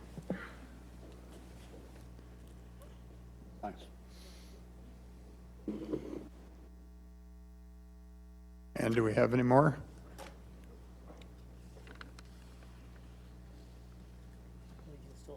Okay. Hi, council members. I think Leslie told you, I'm Jackie. My husband and I have lived in Yucca Valley. We've been residents for 36 years. We lived at our current house for the last 15 up in Western Hills Estates. With no disrespect, some people have told me that this would be a waste of time, that you would already have your mind made up, that the meeting was just a show. Actions speak louder than words, and this subject has been festering in me for a long time, so here it goes. We currently are aware of at least 12 vacation rentals within less than a mile of our house. Only 3 that I know of have owners on the premises. One of them is one of the ones that has the owner on the premises, has weddings. They have boulders that are adjacent to their house that is on another property. Those owners came out for the weekend to enjoy their property. That guy went over and told them to get off the land, and the guy told him, this is my property, I'll do what I want with it. They got in a big fight. The guy decided he didn't want to build there anymore because of the jerk neighbor, and he sold it.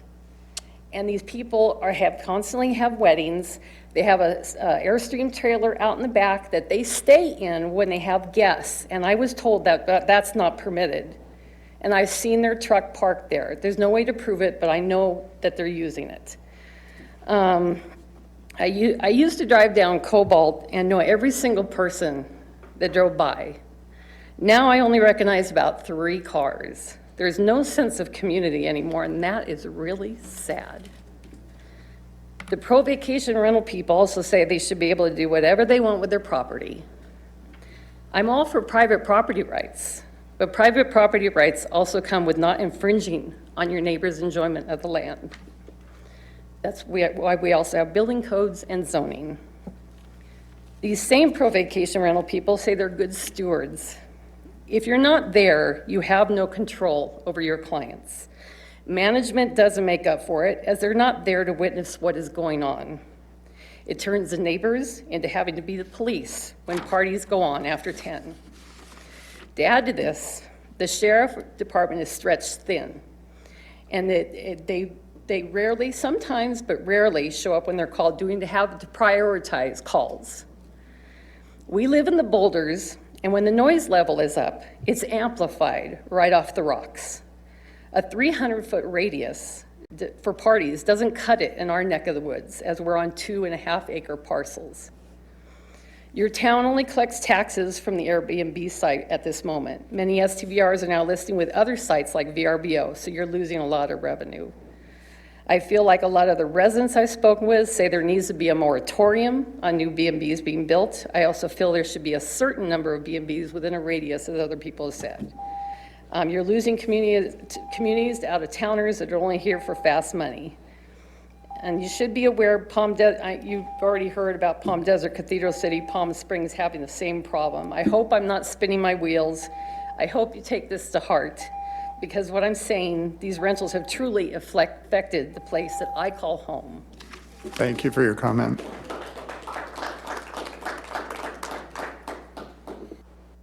That's all I have. Do we have anybody online that wants to comment on this? Yes, we have 11 people requesting public comment. We'll be starting with Carrie Harwin, followed by Cheryl McGuire. Carrie Harwin. Carrie Harwin. Carrie Harwin, you are muted. You have 3 minutes. Yes, thank you. And I'm hoping that I'm heard. Yes. We can hear you. Oh, okay, good. Number one, I want you to know that I'm not against the thought and the activity of short-term rentals. I appreciate the benefit that's provided. I've lived here for my wife and I for 29 years, and I know that a lot of people have invested in property up here and they've carried it through difficult times and maintained it. And the opportunity to monetize it, I can understand. I can appreciate that the town gets to their general fund, increased TOT, and it's being paid by out-of-towners.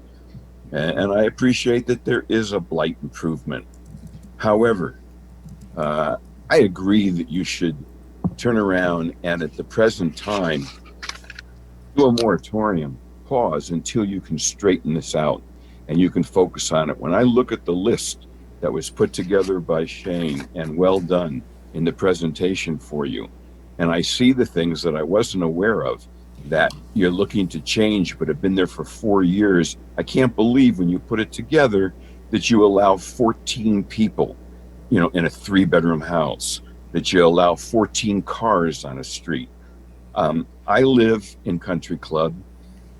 It is becoming impacted with short-term rentals. We have 4 around us now. The 4th is right behind us. They bought and they're building. They got approved. They've put in now, before they start renting it, it abuts our fence, our backyard, our bedroom window, and they've put in a pool. They've put in a fire pit. They've put in outside a dining room table with 12 chairs and a canopy. It's going to be a party house. And the concern becomes that how do you get compliance protection? You have a phone number to call in Utah to complain. You suggest that there might be some punishments for abuses that have been verified. How do you get it verified when it's your word against them and you can't get the sheriffs to come out? You can't get code enforcement to come out. Who's going to come out at 12 o'clock at midnight or 11 o'clock when they're throwing a party and you can't get to sleep? Okay. You're going to be collecting, and you are collecting, substantial TOT that's attributable to these short-term rentals.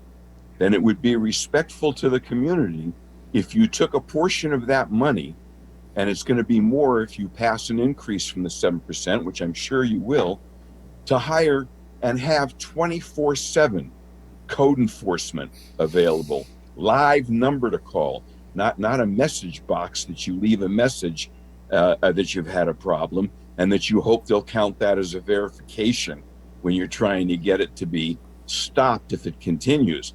But if you could pay to have 3 8-hour shifts, 24/7, 7 days a week, allowing the neighbors to be able to complain when people are violating your requirements, and you have a code enforcement that can show up within 5 or 10 minutes.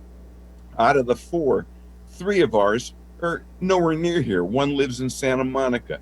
One lives in San Diego, the owners.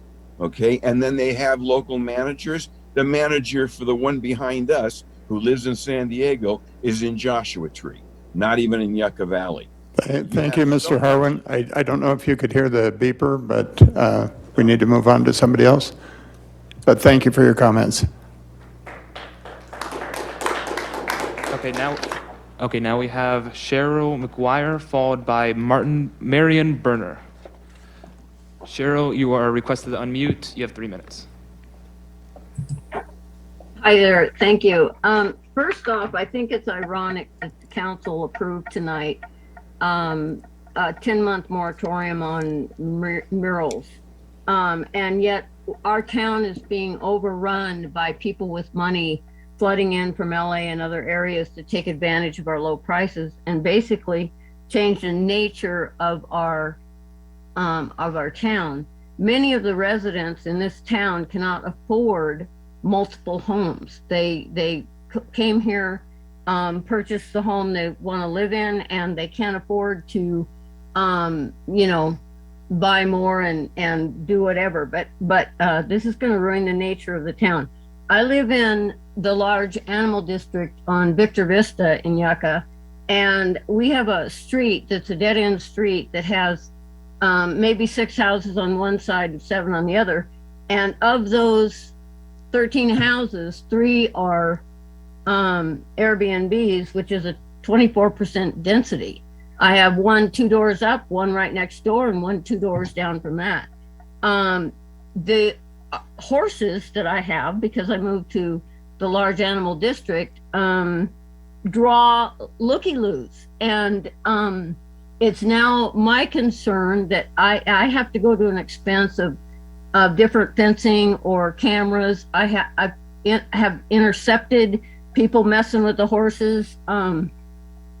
I worked it with one Airbnb person that she said she would make it more stringent. But this is a concern. So trespass and animals tend to draw these out-of-towners who think they come into town and they think that other people's property is for their entertainment, which is not true, and it violates the residential people. When you talk about property rights, we have rights. And the staff who approve this stuff, I don't know, I think one of the criteria needs to be that there's some education about density for sure. And look at the district you're putting these approving these permits for. Everybody that's applied on our street was approved. And then locals are being driven out. Pie Town has already driven out most of the locals. I used to be, all my friends were up there. The locals won't go up there hardly anymore.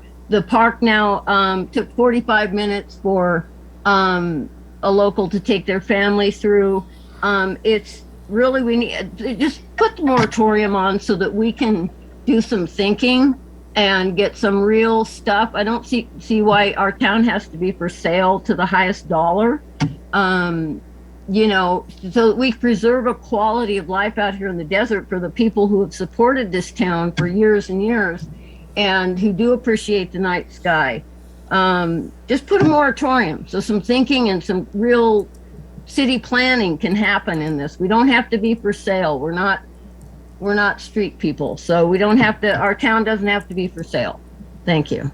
Thank you for your comments. Now we have Marion Berner, followed by Dustin Raylick. Marion, you have been requested to unmute. You have 3 minutes. I think I got 2 microphones going on. Whoops, turned them off. Turn on your mic. Marion, I requested you unmute again. Okay, can you hear me now? We can hear you. Thank you, I apologize.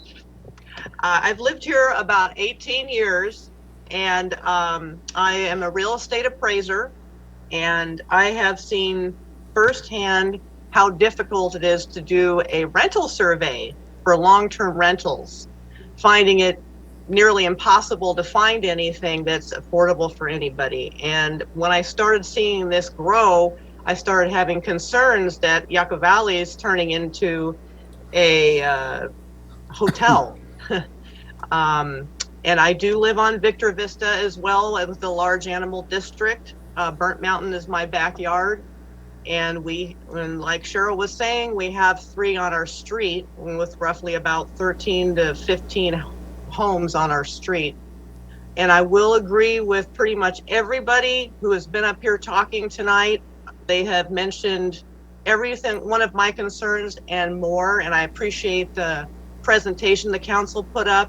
Lots to think about, and I really do agree about the moratorium to stop so we can take a breath and we can make some clear decisions about how we can make this community what we moved up here for, what we intended it to be.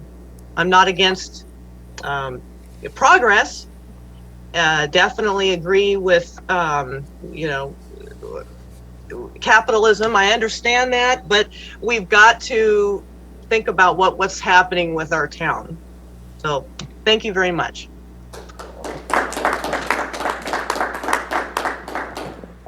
Now we have Dustin Raylick, followed by Shane McConnell. Dustin, you have been requested to unmute. You have 3 minutes.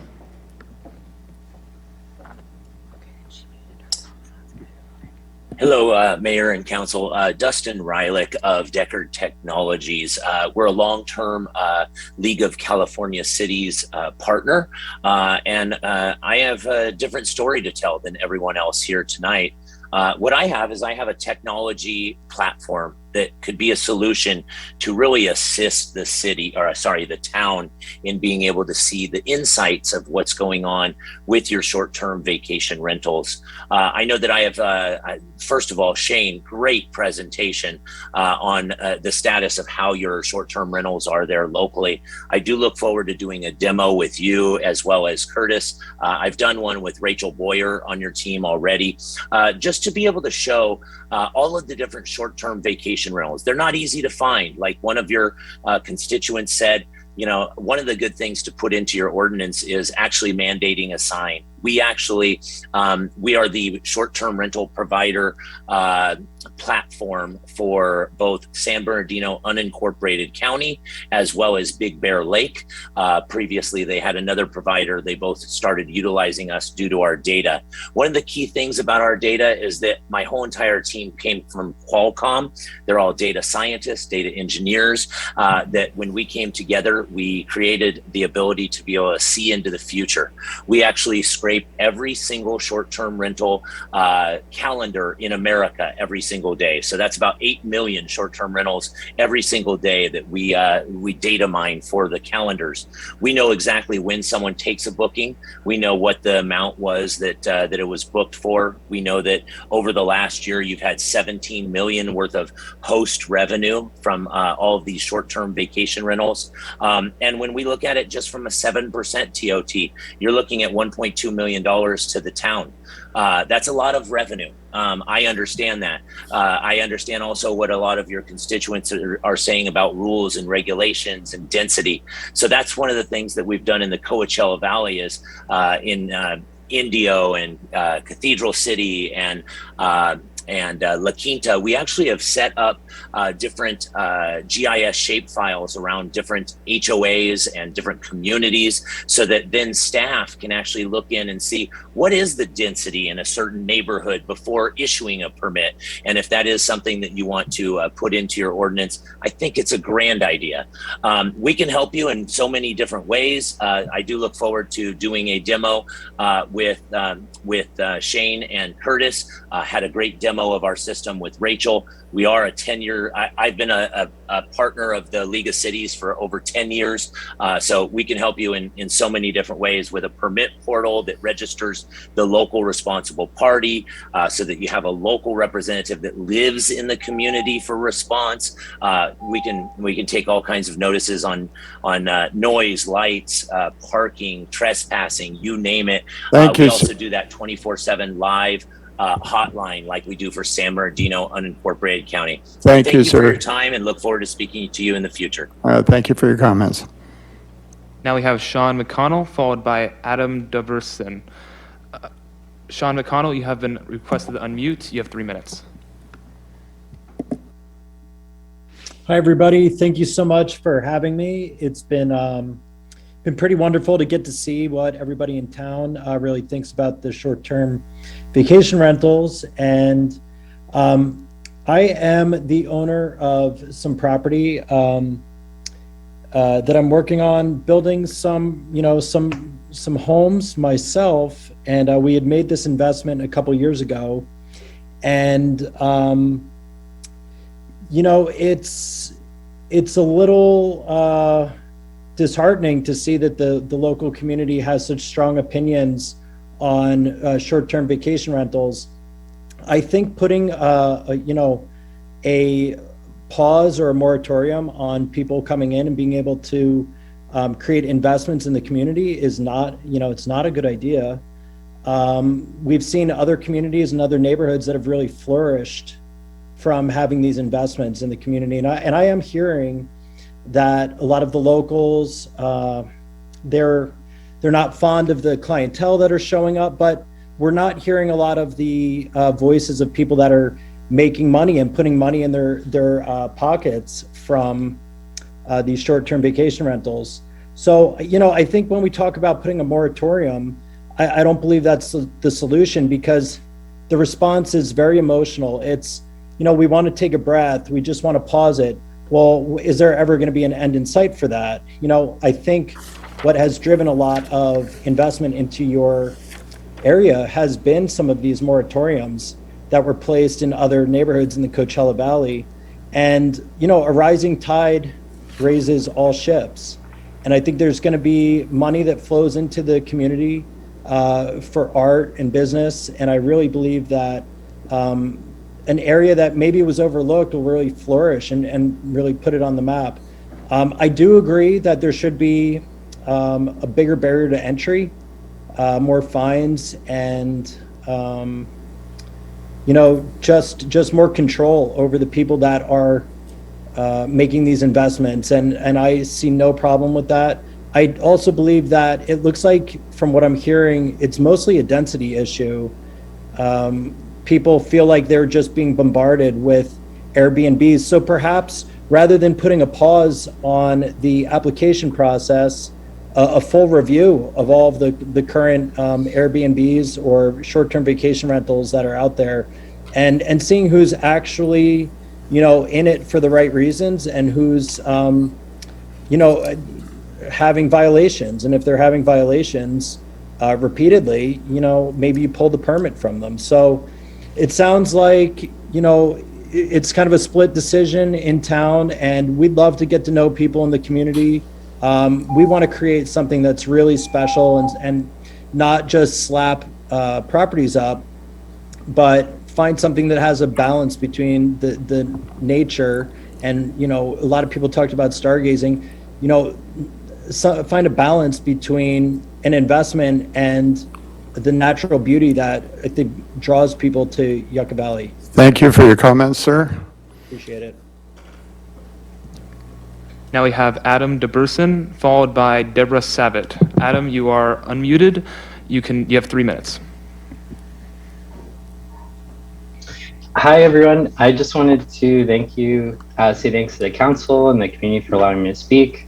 I was just really listening in. I just wanted to understand the climate of the community and wasn't planning on sharing my thoughts, but I thought it might be helpful to share an outsider's perspective. I really fell in love with the area, and it's just incredible beauty. I grew up in the desert and now live in the city. I was in town last weekend viewing a property that I was interested in buying. I'm really looking to buy it, to enjoy with my fiance and have a dog for my backyard, a backyard for my dog to enjoy. I really see both sides of the issue. I, as a libertarian, I connect with the concept of highest and best use as a real estate concept. And then I believe, a lot of the owners are investing in the homes and designing and elevating them and you have to really make them more desirable. And then at the same time, I can't really, begin to understand the sentiment that the residents are experiencing. And I recognize it's not really ideal to have new neighbors showing up often. And I own a short-term rental property management business. We don't operate in the Yucca Valley. We operate using a ton of technology. We use noise monitoring software where it monitors decibel levels, which is a really good tool. You can have them inside the home and outside. We use cameras. We're compliant with fire extinguishers. We use a trash service and 24/7 support and all that. I'm just mentioning this because I just want to understand the community and see if it makes sense to bring our company out there to help operate some of these homes in a better way. We, of course, would hire, full-time, handymen and cleaners and local staff to be there to respond. And, every property that I've ever worked with, we bring over a bottle of wine and my business card and, introduce myself to the neighbor and they have my number. So I'm really on the fence based on this conversation of hearing it, but I just thought it'd be good to share that, just another perspective, someone who's looking to be a part of the community, but also rent the home when I'm not using it. And I do want to advocate agreeing with everything that's been said on this call, specifically that I think enforcement is the best strategy. And just one correction, I believe that Verbo does remit taxes directly in the transient occupancy tax. So anyways, thanks for your time, and I appreciate hearing everybody's thoughts. Thank you.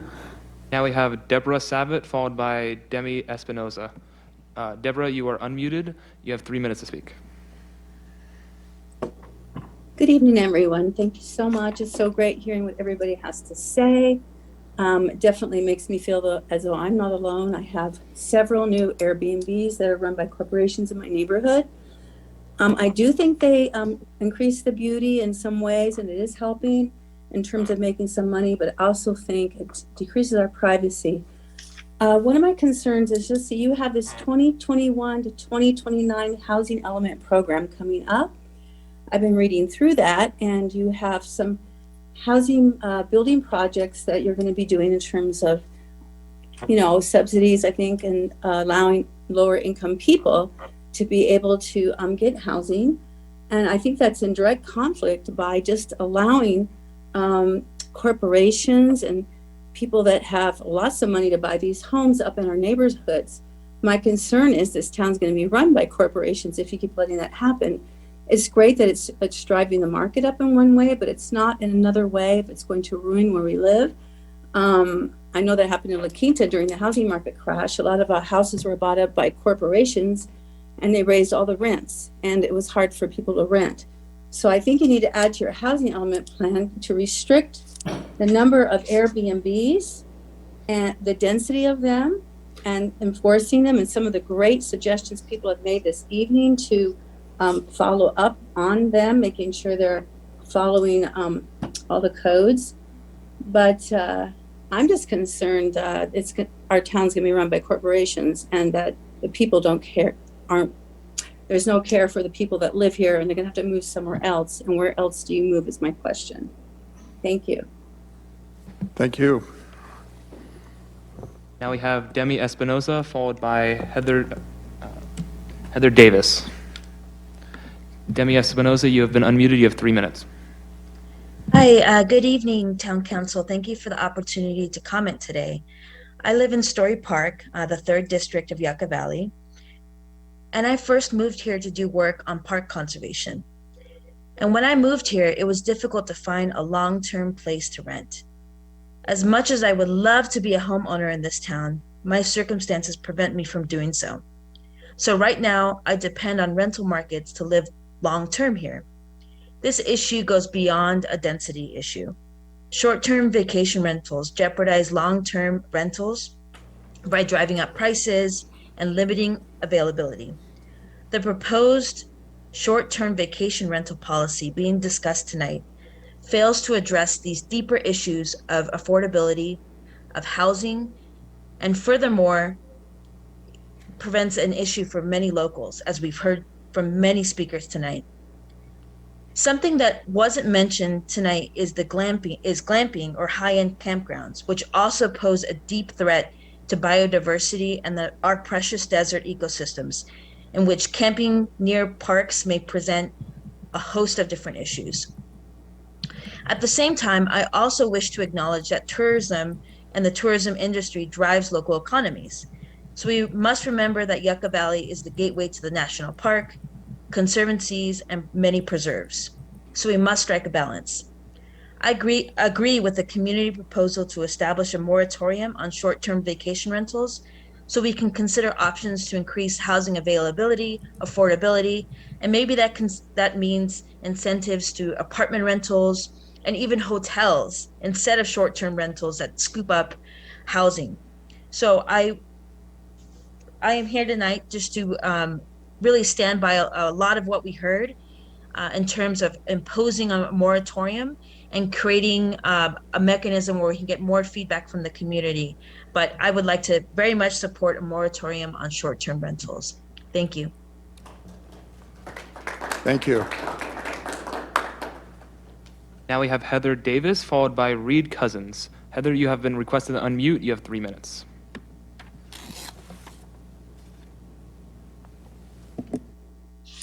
Thank you. I appreciate the thoughtful comments made tonight by concerned citizens. I simply want to add my voice to the record. I have lived in Yucca Valley for 17 years, and I live in the country club area. In the last few months, my home has become surrounded by 3 short-term vacation rentals. There are also several other units up and down streets nearby. I am concerned that my neighborhood is becoming oversaturated with STVRs. My family has had to complain about late night parties to vacation rental owners on several occasions. We have also had garbage thrown into our yard.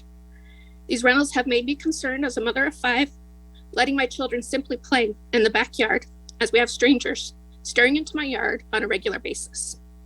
My family is certainly paying a price for these STVRs, but I'm certainly not reaping any benefits. My neighborhood no longer feels like a neighborhood. It is beginning to feel like a business district.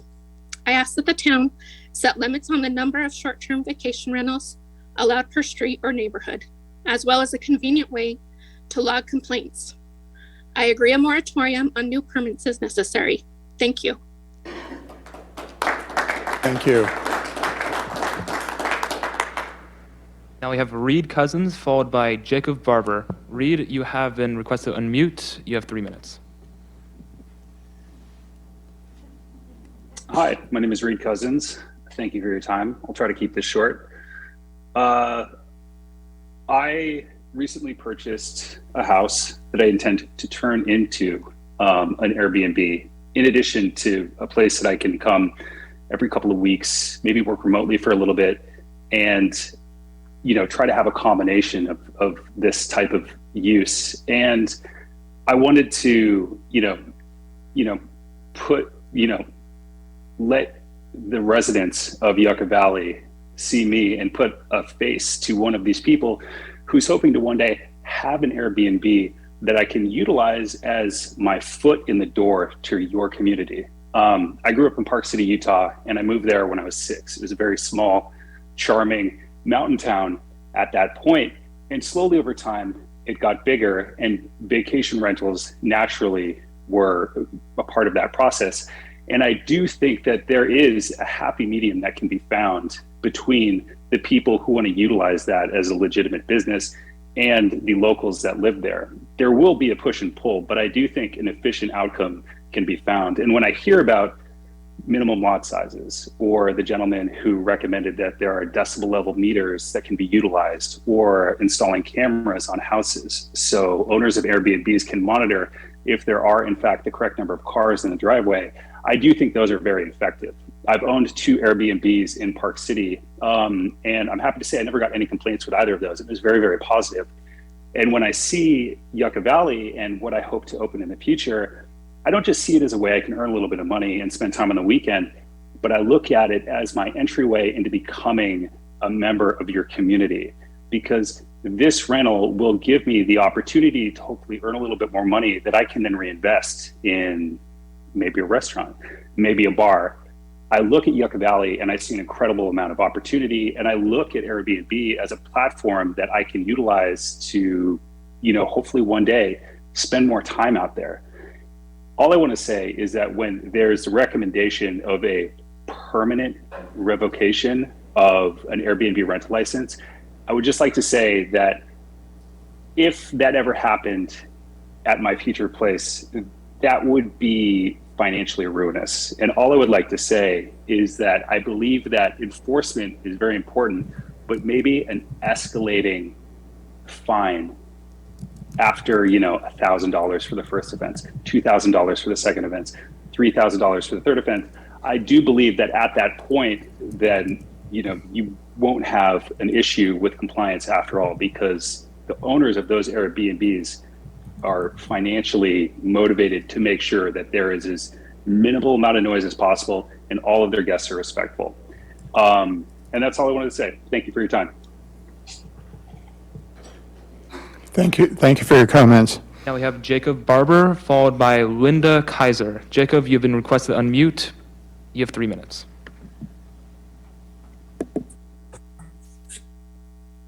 Good evening, everyone. Jacob Barber here. I'm currently a property owner in District 2. I've purchased a large parcel there that I'm subdividing into 5-acre parcels, in which I plan to build a couple vacation homes. And I do fully intend to rent those under a short-term rental basis in an effort to provide an experience in Yucca Valley at a very high level. I have a background in short-term rental. I own 3 rentals in the Coachella Valley, in La Quinta specifically, and I'm very familiar with the industry and the pros and the cons. And I want to start out by saying that short-term rentals are not inherently bad. So the question is, how do we in Yucca Valley get all of the benefits of short-term rentals without any of the potential downside? Essentially, we don't want to throw out the baby with the bathwater. Some of the things that keep resurfacing here tonight, I'd say the top of the list is definitely a density issue.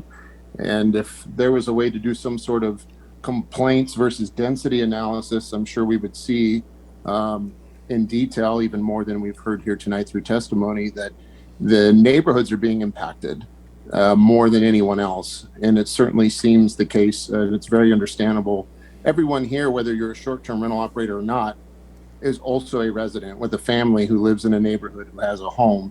And there's no one that would disagree that that's probably one of the highest values in your life, is the sanctity and sovereignty of your home. That's not a stretch to understand that. And so I want to encourage everyone as they look at this isn't going away. This is a great revolution in our economy, and it has put Yucca Valley on the map. I fell in love with Yucca Valley years ago. I'm a helicopter pilot by day. I fight fires, and I learned for the first time that fires can burn in the desert, despite there being very little vegetation. There are fires out there, and I had hoped to be able to establish a vacation home there one day. And one of the secrets is that it's not as hot there as everyone thinks. It's actually quite pleasant. So the word is certainly getting out, and you're not going to put the genie back in the box. So the question is how do we move forward intelligently and manage this? And this is what it comes down to, is controlling the front doors. What I want to talk about. I've heard a lot of ideas about penalties and punishment on the back end, but I can assure you, based on my experience and being part of other city council meetings, that if we control the quality, essentially we have a very low quality right now and a high quantity of short-term rentals in this area. Some very specific solutions that I'd like to offer in controlling the front door versus the back door, if you bear with me using those categorical names here, is the vetting process for owners. Airbnb is a very specific advertiser or vendor for marketing. I hear that term you guys are using tonight, but Airbnb specifically is not a generic name for short-term rental. It's a very specific website, and they do a very poor job of vetting those who would operate short-term rentals. One of the things that would cut out a lot of people that don't take this seriously would be a fee in the beginning, a high licensing fee. Make it $10,000 to get a license. Also, you will find that responsible owners like myself, who are happy to be held accountable, are going to be your biggest advocates for oversight and restrictions. Mr. Barber, could you wrap it up? We've got your 3 minutes.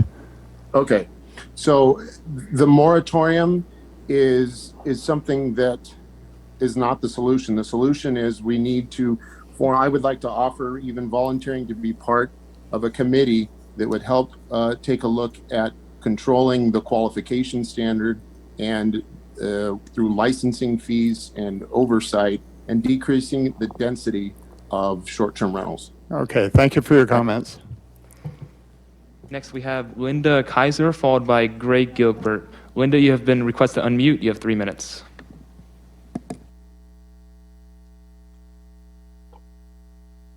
Hi, can you hear me? Yeah, we can hear you. Hello? Okay, thank you so much for the opportunity. I just wanted to add my voice to several of the residents also, which I do greatly agree with. I actually have a neighbor who was there tonight, and I hear a lot of it going back to density, which that is a big problem. But I also think a lot of more research needs to be done on Airbnbs or short-term vacation rentals being operated without a permit. As was said earlier, we have one on our street that had guests without a permit. They applied. The permit has not been approved. They had guests for a week and a half. There were 9 guests in a 4-bedroom, which according to your scale is approved. There were anywhere between 6 and 8 cars there every day, every night, cars parked on the street. Trash bins were not put out. They weren't loud by any means, but this is also on a very small cul-de-sac of only 7 homes. This short-term vacation rental, what it wants to be, is at the end of the cul-de-sac. So we had a lot of traffic. In a matter of 12 hours, it doubled the amount of cars on our street. The guests there were put in there by another corporation, and they would all get in the cars every day and go out and canvass, and they were soliciting door to door. I know this because they came to my door. So it's much more than just density. I think that's huge, but also the whole compliance thing. Who do we report it to? And how do we make it verifiable when there isn't enough manpower to come out and verify these problems in a timely manner? I had been spending the better part of that week and a half with somebody working at the planning department. And, I sent pictures and he agreed. So he assured me that this property will be under more scrutiny before it is approved, if it's approved. But a lot of these short-term rental properties are being bought up by big corporations with big pockets, and they don't mind paying the fines. So there's most everything I would agree with all of the residents. And if there are so many highs and lows and we don't know, there's got to be a better way. What is the good way? That's where you do put the pause to figure it out.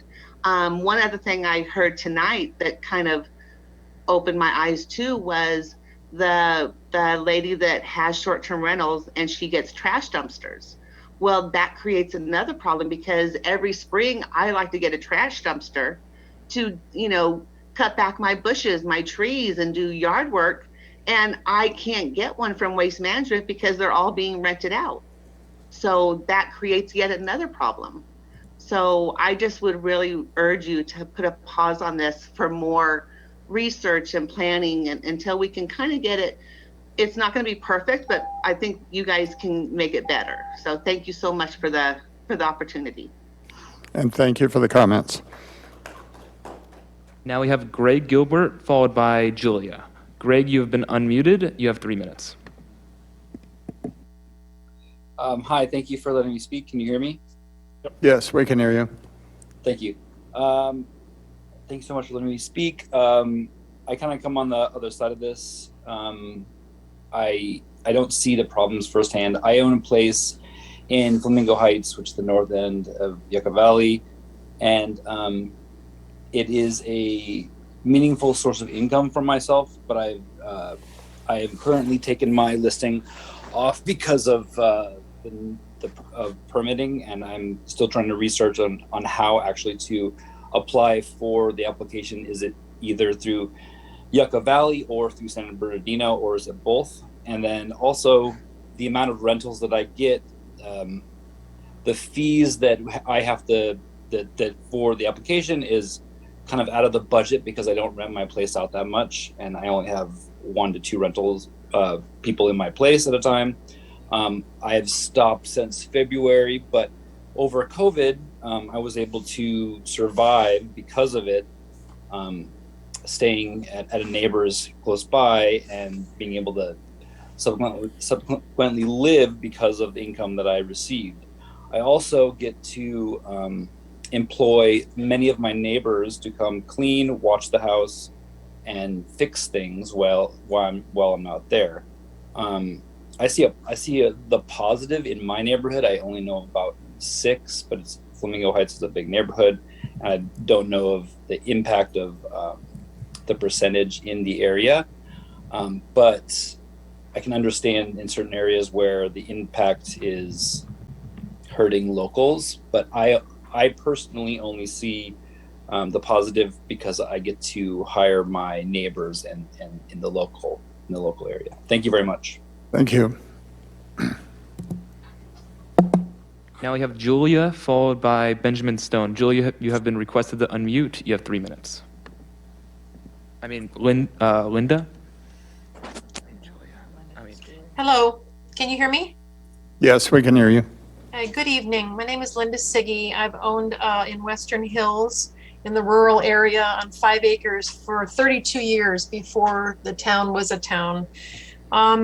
I have the same concerns everyone else has, and I appreciate listening to this. This is only my second Zoom meeting. So I just want to address some of the things as well as maybe limiting either. I know you can't discriminate who is buying them, but possibly how many. Like I said, we live off of a dirt road that gets washed out every year, and we've been told by the city that they don't maintain that because we have it's a private road. I don't know why it would be a private road. We're not in a gated community. We all have 5-acre parcels there. So I'm not sure how that's going to work out with the new renters if they won't be able to access it, but I guess that's something they'll have to work through. Myself and all the neighbors around us, obviously we don't fence in our 5 acres. And so I think the privacy and trespassing issue are really our main concerns because we don't, we feel people will just start walking, on all places. We have a lot of rock formations, like disturbing the animal little trails and things and whatnot, which they could go to the Joshua Tree Monument Park if they'd like to do that. But I think that is one of the main things too, the code enforcement, who's responsible, who do you call? We've had fire concerns. People above us have had huge fires, not in fire pits, and on real windy nights. I have called the fire department, but not real happy with the response. We have had, brush fires out there, and they spread quickly. So that's a very big concern, and I'm not sure who's accountable for that, but that's not a good situation or solution. The newest short-term rental vacation right across from me, he's the only 2.5 acre parcel. The rest of us are 5. And when we went to the planning division to view the application that it said we could view, we were told that some of the info might be personal and might need to be redacted. So we did our own checking, and we found out that the owner does not live in Sacramento like the address states on there, but in fact that's his LLC's address, and has many, many properties that he buys. He actually lives in Washington, D.C., which is quite a ways away if there is a problem, and has many investment properties here. I did meet one day, I ran over, I saw one over there thinking that was him who bought it, but it was the realtor. She said she manages many properties for him in the state of California, but if I have any issues, I can call her. She's in Indio. So I'm not sure that's going to be the best solution either. So I'm just wondering if there maybe will be in the future some kind of, I don't know, as far as a maximum that they can have on these things. And we just, like the rest of everyone here that I've heard tonight, everybody just wants to preserve their peace and quiet. Noise, trespassing, fires, those kinds of things. I'm not saying it's going to happen. I'm just saying those are the concerns. I left my 2 pages of comments. I didn't hear anything back, but your little table there that you had said there are 2 dwellings on the property, but we were told by your office there that a 2-bedroom, you could only rent the 2-bedroom with 4 people and 6 parking spaces, but the slide showed 6 people with 8. So I'm not really sure what it is, but Okay, well, I'm just wondering. thank you for your comments. We appreciate it. Appreciate that. Now we have Julia, followed by Benjamin Stone. Julia, you have been requested to unmute. You have 3 minutes.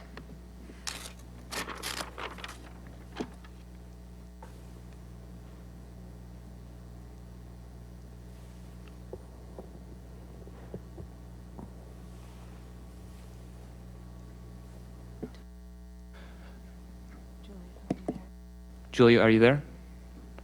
We can't hear you.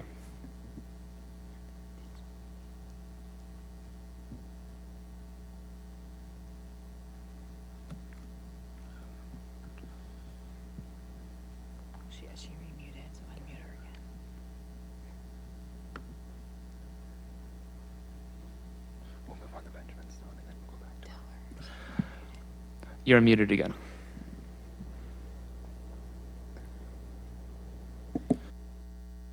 Okay, we'll move on to Benjamin Stone, and we'll come back to you, Julia. Okay, Benjamin, you have been unmuted. You have 3 minutes.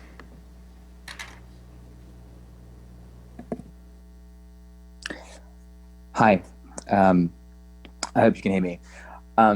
Thank you very much for allowing me to speak for a moment. In case you can't tell so far, I'm not from the United States originally, and Joshua Tree in Yucca Valley was actually the reason that I fell in love with California and decided to move here.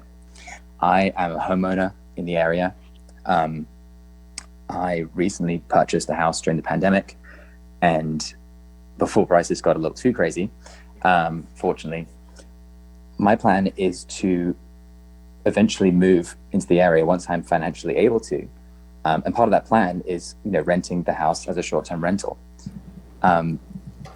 I've put everything that I've saved up the entire time that I've been in LA, in America, to eventually make this move. And short-term rental is a huge part of that. Obviously, I agree with everything that everybody says who lives there about noise, about fire, about trespassing, all these things that I hate as in my general life. And it's not something I would want in my own home.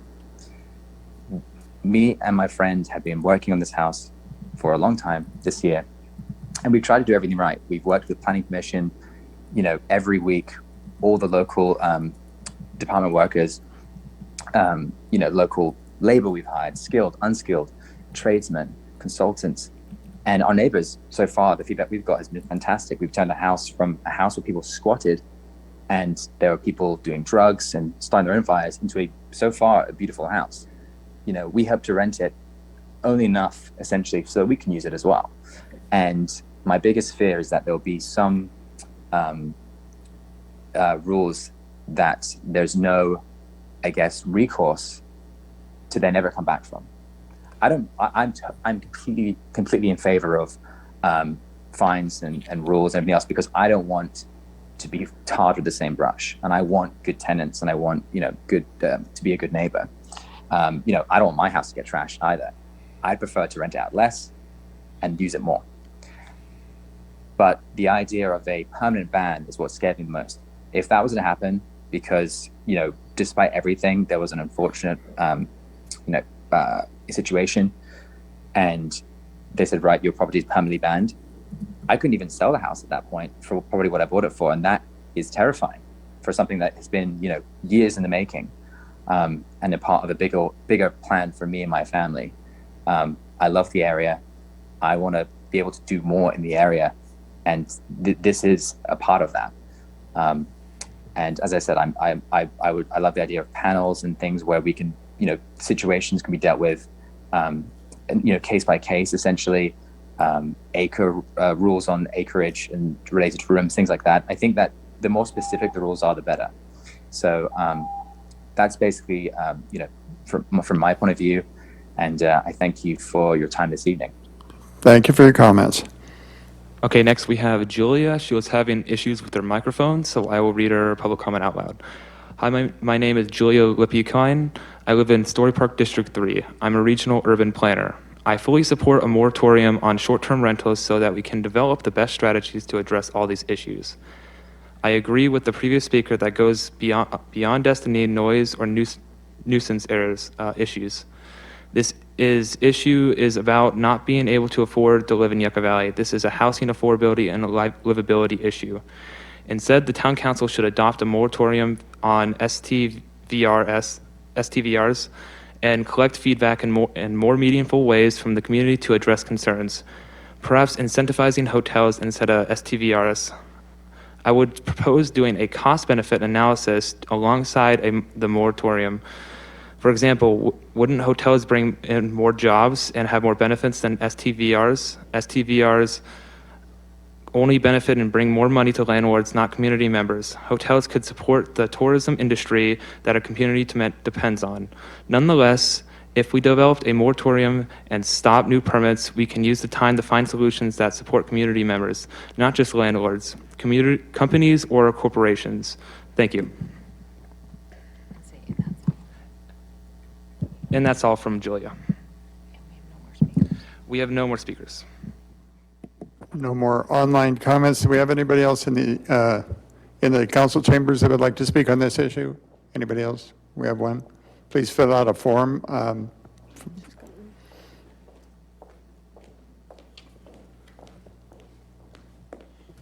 Good afternoon, council members, city staff, and the community. It's really good to hear from the community. My name is Anita Pecky.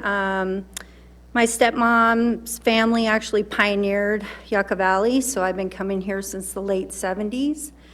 I'm very familiar with the area. I currently work for Desert Beacon. We are a short-term property management company outside. They're located in 29. We serve Yucca Valley from Morongo all the way to Joshua Tree to 29 Palms. We have over 40 properties. We have full-time staff like myself that gets benefits from medical, dental, and vision. We totally support the city's policy recommendations that were in this report. We don't believe that a moratorium is necessary. We feel that city staff is very competent in coming up with a regulation to monitor and to regulate short-term rentals here in Yucca Valley. We believe that if it's necessary, you can pull some of that TOT, maybe hire some more staff to monitor it.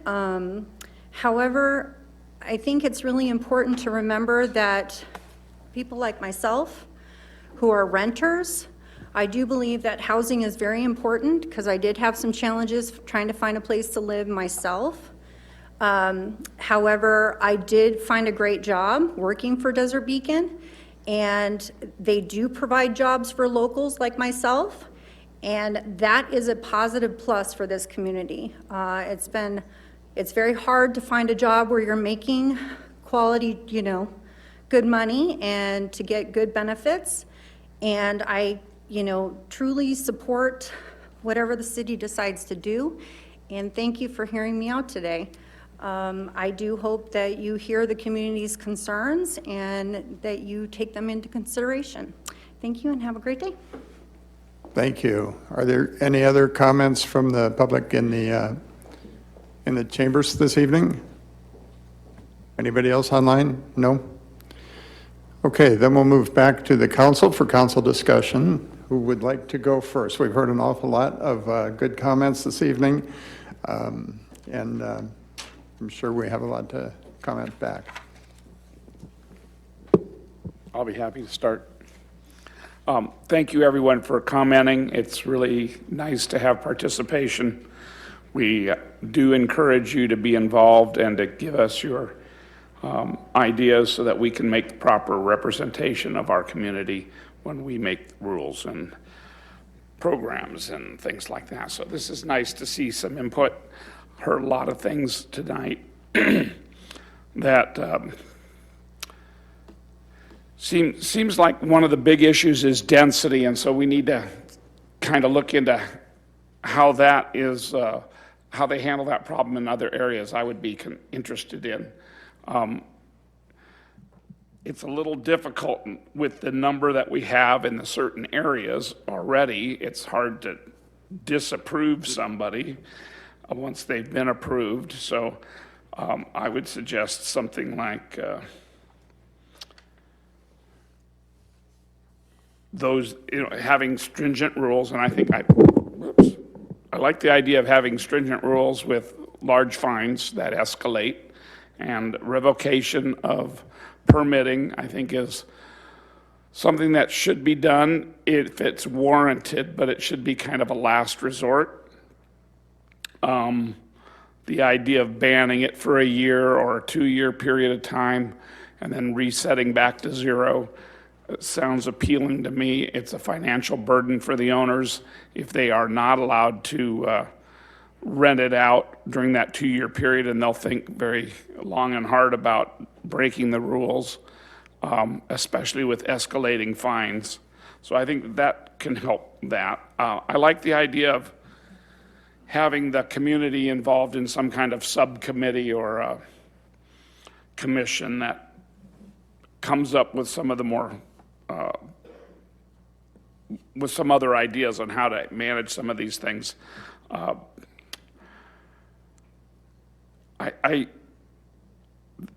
I've lived in town for 35 years.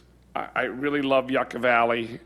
I have vacation rentals apparently right next to my house, and they don't bother me at all. I do live on a larger property, and so sound isn't as big a thing. It is usually pretty quiet around my house, and the short-term vacation rental does have visitors on the weekend, which I'm kind of a social person when I can be, and I like to meet new people, so I don't see it as a threat to our community. But I no longer have young children living at home, and so I can understand the concern there. I think vacation rentals have done tremendous things to improve Yucca Valley, especially a lot of the derelict homes that were abandoned and were in disrepair have magically come back alive. And I see that reflected in the type of people that are being attracted to Yucca Valley and the town. And our business district in the Old Town area is being revitalized. And we're getting a lot of younger people coming to town with very interesting career histories and education levels that bring a lot more things of interest to our community. I noticed this in my dental practice. There's the story of the people that come, oh, I just bought up here and I'm new in town and trying to find out who to go see for this and that and who can I get for a plumber. And they have such interesting stories that I don't think we ought to just disrespect the people that coming this way just because they're here only for a weekend. I think we have a lot to learn from one another. And I'm hoping that there's a way that we can work through this to find a way that vacation rentals can have a spot in our town without destroying it. And I do think it needs to be regulated a little more strictly and have penalty with teeth for when it's disobeyed. And I think a lot of that starts with having the enforcement available. And I think that that's something that the council can do is appropriate money for code enforcement and make sure that we have somebody available to answer those things. There probably are other alternatives that we need to look at as well. And I think, the raising the TOT tax and putting a portion of that towards code enforcement would be a very smart idea. And I would very much be in favor of that. I still want to hear more things from the community. We have a representative of people here and we heard people online, but I think there's still a lot of other ideas out there. And the idea of a moratorium has been brought up several times. I can see the good and the bad of that. We do need some time to study this a little and to come up with a set of regulations that work. I don't know exactly what the time frame for that is. We got a lot of things on our plate right now. But this is vitally important and should be addressed. So I'm not opposed to a moratorium if it's short term and for a specific reason. And if, so I kind of bend to what else is talked about between you guys tonight. So let's hear what we have to say. Okay, Thank you. Councilmember Dennison. Well, thanks everyone for coming out. Thank you everyone for coming out and voicing your thoughts and bringing it to us. I know it's a lot of time out of your day.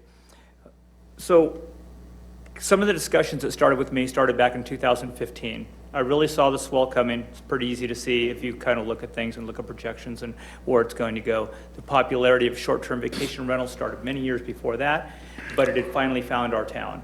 So about 2015, I started to see a little bit of disruption. There was really no framework in it yet. It was kind of along the same managed style as possibly the county. We've worked really hard to get control of it, and we've identified in the last few months with a lot of our strategic planning and some of our outreach that we've done, and we see clearly what's going on, and all of you voiced a lot of those exact concerns that we see.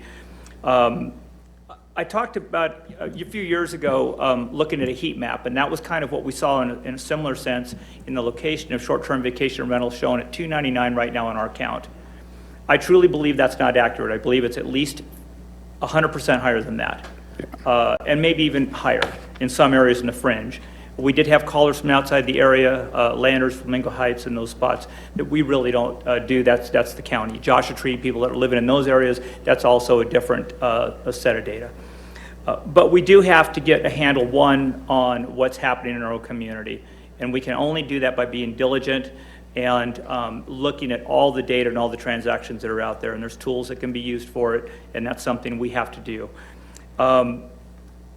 The biggest thing, I like any kind of business practice as long as it's sustainable. I want to see something be sustainable. I don't like people that come in on a shoestring budget and try and run an operation because they generally end up being bad players. They make transactions for all the wrong reasons. They're not there trying to be a successful long-term business that's invested in our community and wants things to look good and run good. And that's easy to do. I will say that I've had a short-term vacation rental. I still own the property. I don't do that type of business anymore. But I am very particular about how I run something, and it is perfect when a guest shows up. Absolutely perfect. It's like I'm hosting Christmas. It has to be that clean and that nice because I want to attract the right kind of people.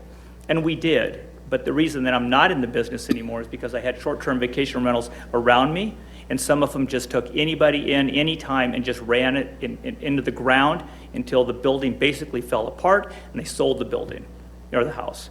And this is in a very nice vacation area. So I understand the part and your frustration. I lived that for a while, and that's why I got out of the business. But I think the biggest thing here that bothers me, I've been here for a long time, since '76, so I've seen this town change. And one of the commitments that I made when I got on the council was I think we need to, we don't want disruption of our community. We love our community, and that's what got most of us here. That's what's even attracted a lot of these people that are wanting to have short-term vacation rentals. We had heard that there are people out there that invested their savings to buy a house with the hopes of someday moving here. And I believe that for many people. It's kind of a framework that they look at and how they're going to get here. And so the things that I see, that I know that are not successful the best they could be, and we are working on this, trust me. One is code compliance. We don't have enough people to monitor the activities in the area for the amount of calls that we get. We do a pretty good job, but I think the short-term vacation rental business is growing faster than our capacity to manage it.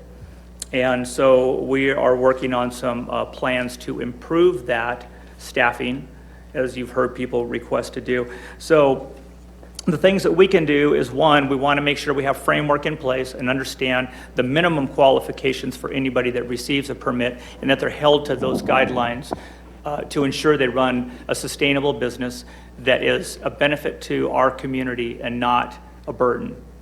I've heard a lot of you concerned about trespassing, about noise, about suspicious activity and all these things. I get it. That's the disruption that we don't want in our area. So code compliance is one of them. People said, well, how do we get a hold of it? And I feel that we have to have a direct line that doesn't get people tangled up in the weeds, that they can call anytime 24/7 and someone's on call, and code compliance either can handle it if it's a minor issue or works with our law enforcement to manage these issues. We don't want the disruption. The Sheriff's Department, they don't want the disruption. This is something that has to be taken seriously and run like a business. The funding is there. But it's not going to be sustainable. We can get going, but we have to look at long-term funding as part of the items that you've seen on the agenda. So some strong framework. The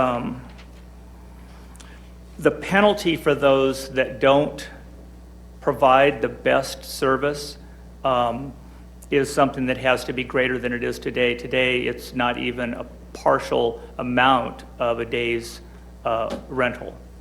So that's not a discouragement. You know, we are looking at larger fines like the county has recently adopted that start at $1,000 and escalate their way up on violations.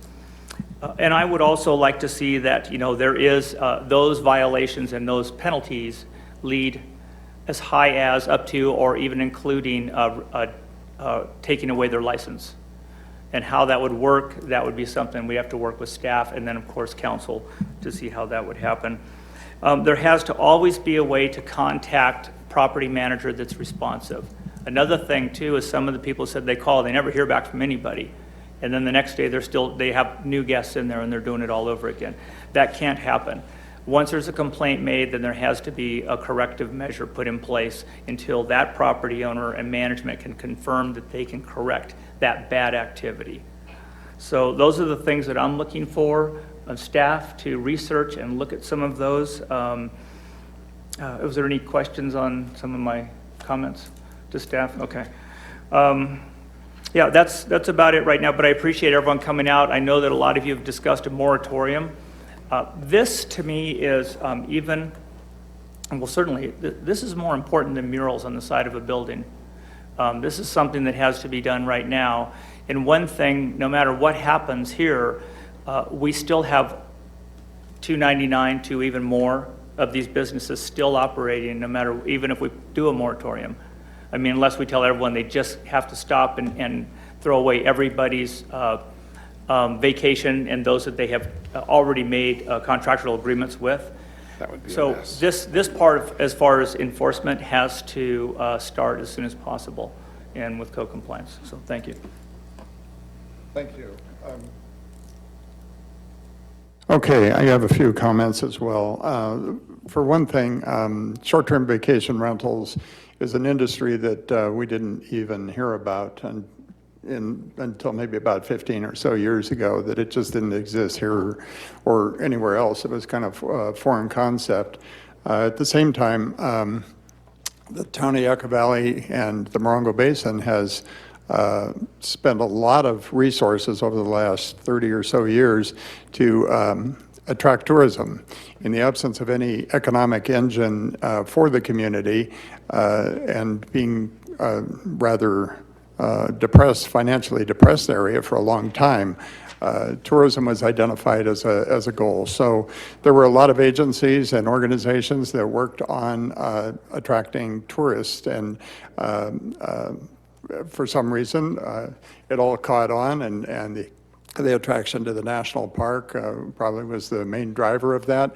But people started discovering Joshua Tree, Yucca Valley, Pioneer Town, all the things that we love about our community. People started discovering it. We felt that even with the lockdown a year or so ago, when people were just really anxious to get away from the metropolitan areas and come up here. And what they found was that they liked it, and they found that they could commute from, or telecommute, you know, for their business, and they could work from home and spend more time here. So that kind of was a driver. So we've got a lot of factors that have changed the complexion of the community and fulfilled the tourism dream, but now we've got a bit of a runaway train because we have more action than we thought, and it was in a relatively short period of time. So council's been here tonight listening, and that was the purpose of the meeting tonight, is to get this input. And we thank you all for showing up and participating even online with your comments. We've made pages and pages of notes, and I've seen staff doing the same. I think there are some priorities that we should take a two-tiered approach, at least two, maybe more, and find out what we can do now or in the very, very near future between staff and the Planning Commission and Council. What can we do now to help stem the tide of some of these issues that have come up? And one would be a criteria for denying a permit. I'm not sure that we have that now, but we could establish that And these comments that we've heard tonight kind of lend themselves to that, some of that. Well, my list for what could be done immediately would be to address density issues, limit on the number of guests, code enforcement, give people an avenue for getting resolution when there is a complaint, when there's an issue in their neighborhood next door. Give them an avenue through code compliance or a phone number to the property owner, the responsible party, so that they can get a quick resolution to that. And on that note, maybe when the permit is granted, that the people nearby that have made comments, when they've gotten that notice and they've made comments, maybe objections to granting the permit, that those people would be provided with that owner's contact information, so that they have an avenue. I sympathize with the frustration. If something's going on next door and you don't like it, you should have somewhere to go with that. And I think the burden should be on the property owners, and code enforcement can back that up, but I think that's where the burden should lie, as the person that's in the business making the money. They should have tools and resources to address those problems when they come up. So code enforcement changes to the application review, maybe the criteria for denial. Local management, I really like that as a expectation and a requirement that we have local management. The contact information and the fine system, which I hadn't really thought about too much, but the comments this evening have made me consider that more. The graduated fine system, but then we need criteria for what would trigger a fine. So I think there's a lot of work to be done on this. I would recommend that we, rather than a total knee-jerk reaction, that we kind of phase this in, find out what we can do immediately in those areas that the council has brought up this evening as priorities, that we could take that to the Planning Commission as soon as possible and get some action on that and implement something that's a first step, and then take our time on the things that need that kind of time. I can see there's a lot of research to be done on some of these, but if that needs more time, then maybe we could still consider that a priority, but not expect that right away. But I mean, that would be my recommendation, is that we give that direction to staff. Councilmember Lombardo. I was just going to comment. Shane, can you put up that slide that you had that had recommendations of the various things that that could be looked at tonight? There were several of them that could be done quickly. If I can comment just a little bit. Sure. The unfortunate part of my position is sometimes I deliver words that people don't like to hear. And I'll probably offend everyone on all sides of all fences this evening. One of those statements in the planning business has to do with ordinances. And in this particular issue, you need hammers. You have no hammers in your code today. The downside, as we say in this business, once an item goes to public hearing, all bets are off on timeframes. So we understand the desire for quick and tiered implementation. We can't guarantee a quick delivery of that, because you're talking a minimum of 90 days by the time you advertise for Planning Commission. Commission holds a public hearing, you comply with CEQA, you go through that process. You can't advertise for town council before the Planning Commission has completed their process and their CEQA findings. Then you advertise for council. Then the council takes the public testimony. You take action. You have to have second reading. There's 2 more weeks, and then the ordinance isn't effective for another 30 days. So minimum, you're talking 90 days to effectuate change in the code. When we talk about enforcement, The enforcement staff need the tools. The enforcement staff needs the hammers.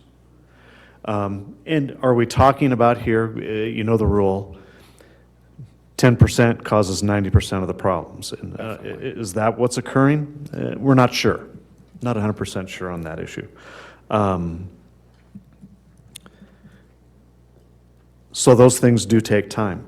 There have been comments this evening that a moratorium is not the answer. No one suggested a moratorium was the answer.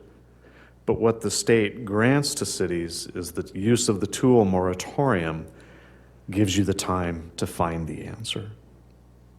A moratorium does not affect existing permits. It allows those to continue operation.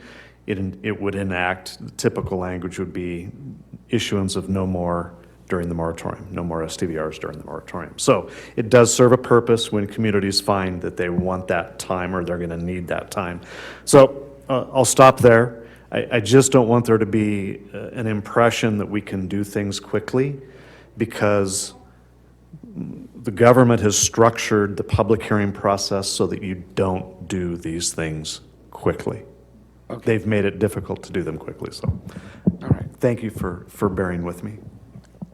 Can we look at some of those items and agree, the three of us, that they need to be, or that they're not really in contention? Things like reducing the number of guests or cars allowed. Is there a way that we could reach some kind of consensus and give you better direction in which to move forward? I think from staff's perspective, the goal this evening is for the council to provide broad policy direction, and you can describe that as easily that the Planning Commission should consider reducing the maximum number of guests and the maximum number of cars. Okay. You appoint that Planning Commission under the state laws to address land use issues. You let them do the hard work. That's why you appoint them. You let them bring back that recommendation to you. Okay, that's good. And I think, when we look at what was talked about tonight, a lot of it can be reduced by reducing the noise and reducing the number of people at a short-term rental. So I think we should have the Planning Commission look into that, and that's something that we should have them do in a expedited fashion as much as possible. But to amend the ordinance, we would need that time frame that you talked about, even if it's just these couple of issues. Yes, sir.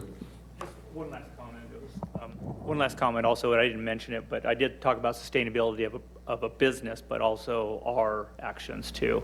So I would like to look at funding streams that we could use to look at better code compliance, to look at the needs to monitor these short-term vacation rentals in the area. And one of them is, we've talked about taxes and TOT and things like that. It may be time to look at that and how that would be applied and allocated directly to, what's creating this business that we have to monitor.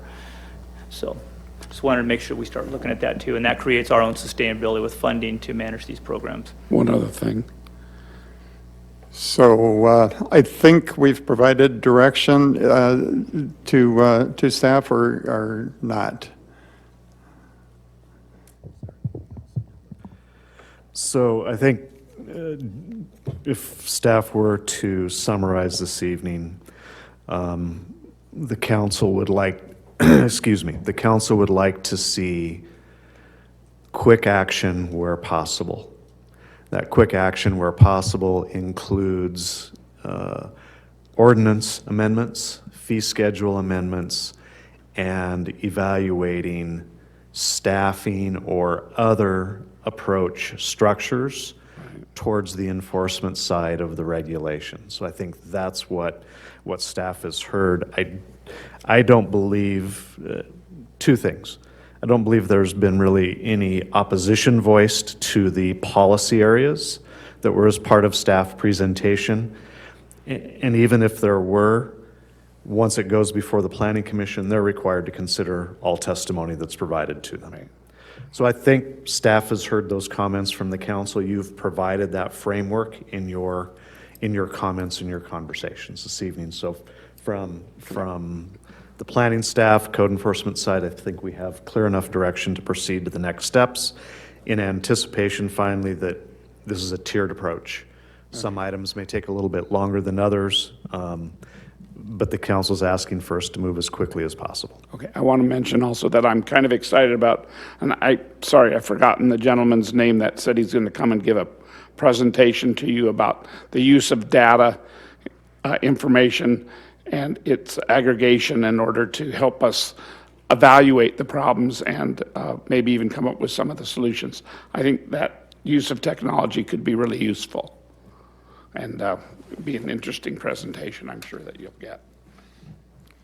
Okay, the good news is that we're on our way. We've begun to address this. Might not be as quick as we would want it to be, but we understand the timeframes associated with it. And thanks again to everybody who registered comments this evening.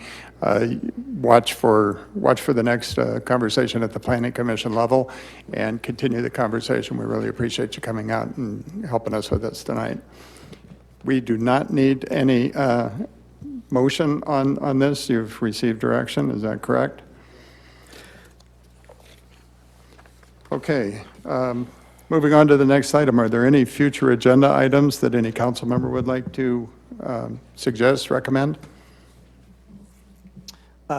Mayor Pro Tem, just real quickly, if Mayor Abel and Councilmember Droz are still here, they can return to the dais. Oh, okay. If they're still here. Okay, I don't see either one, but if they want to pop in on us, we'll be happy to seat them. Okay, any other future agenda items? Anything? No. Curtis, I know that you've told me in the past there was an update on the airport situation that I was interested in. I believe we have that scheduled in November. In November, Yes. okay. Thank you very much. Okay, so that one's scheduled. Nothing further. And then we move to public comments. At this time, the town council takes this time to consider your comments on items of concern which are not on the printed agenda. When you are called to speak, please state your name and community of residence. Please limit your comments to 3 minutes or less.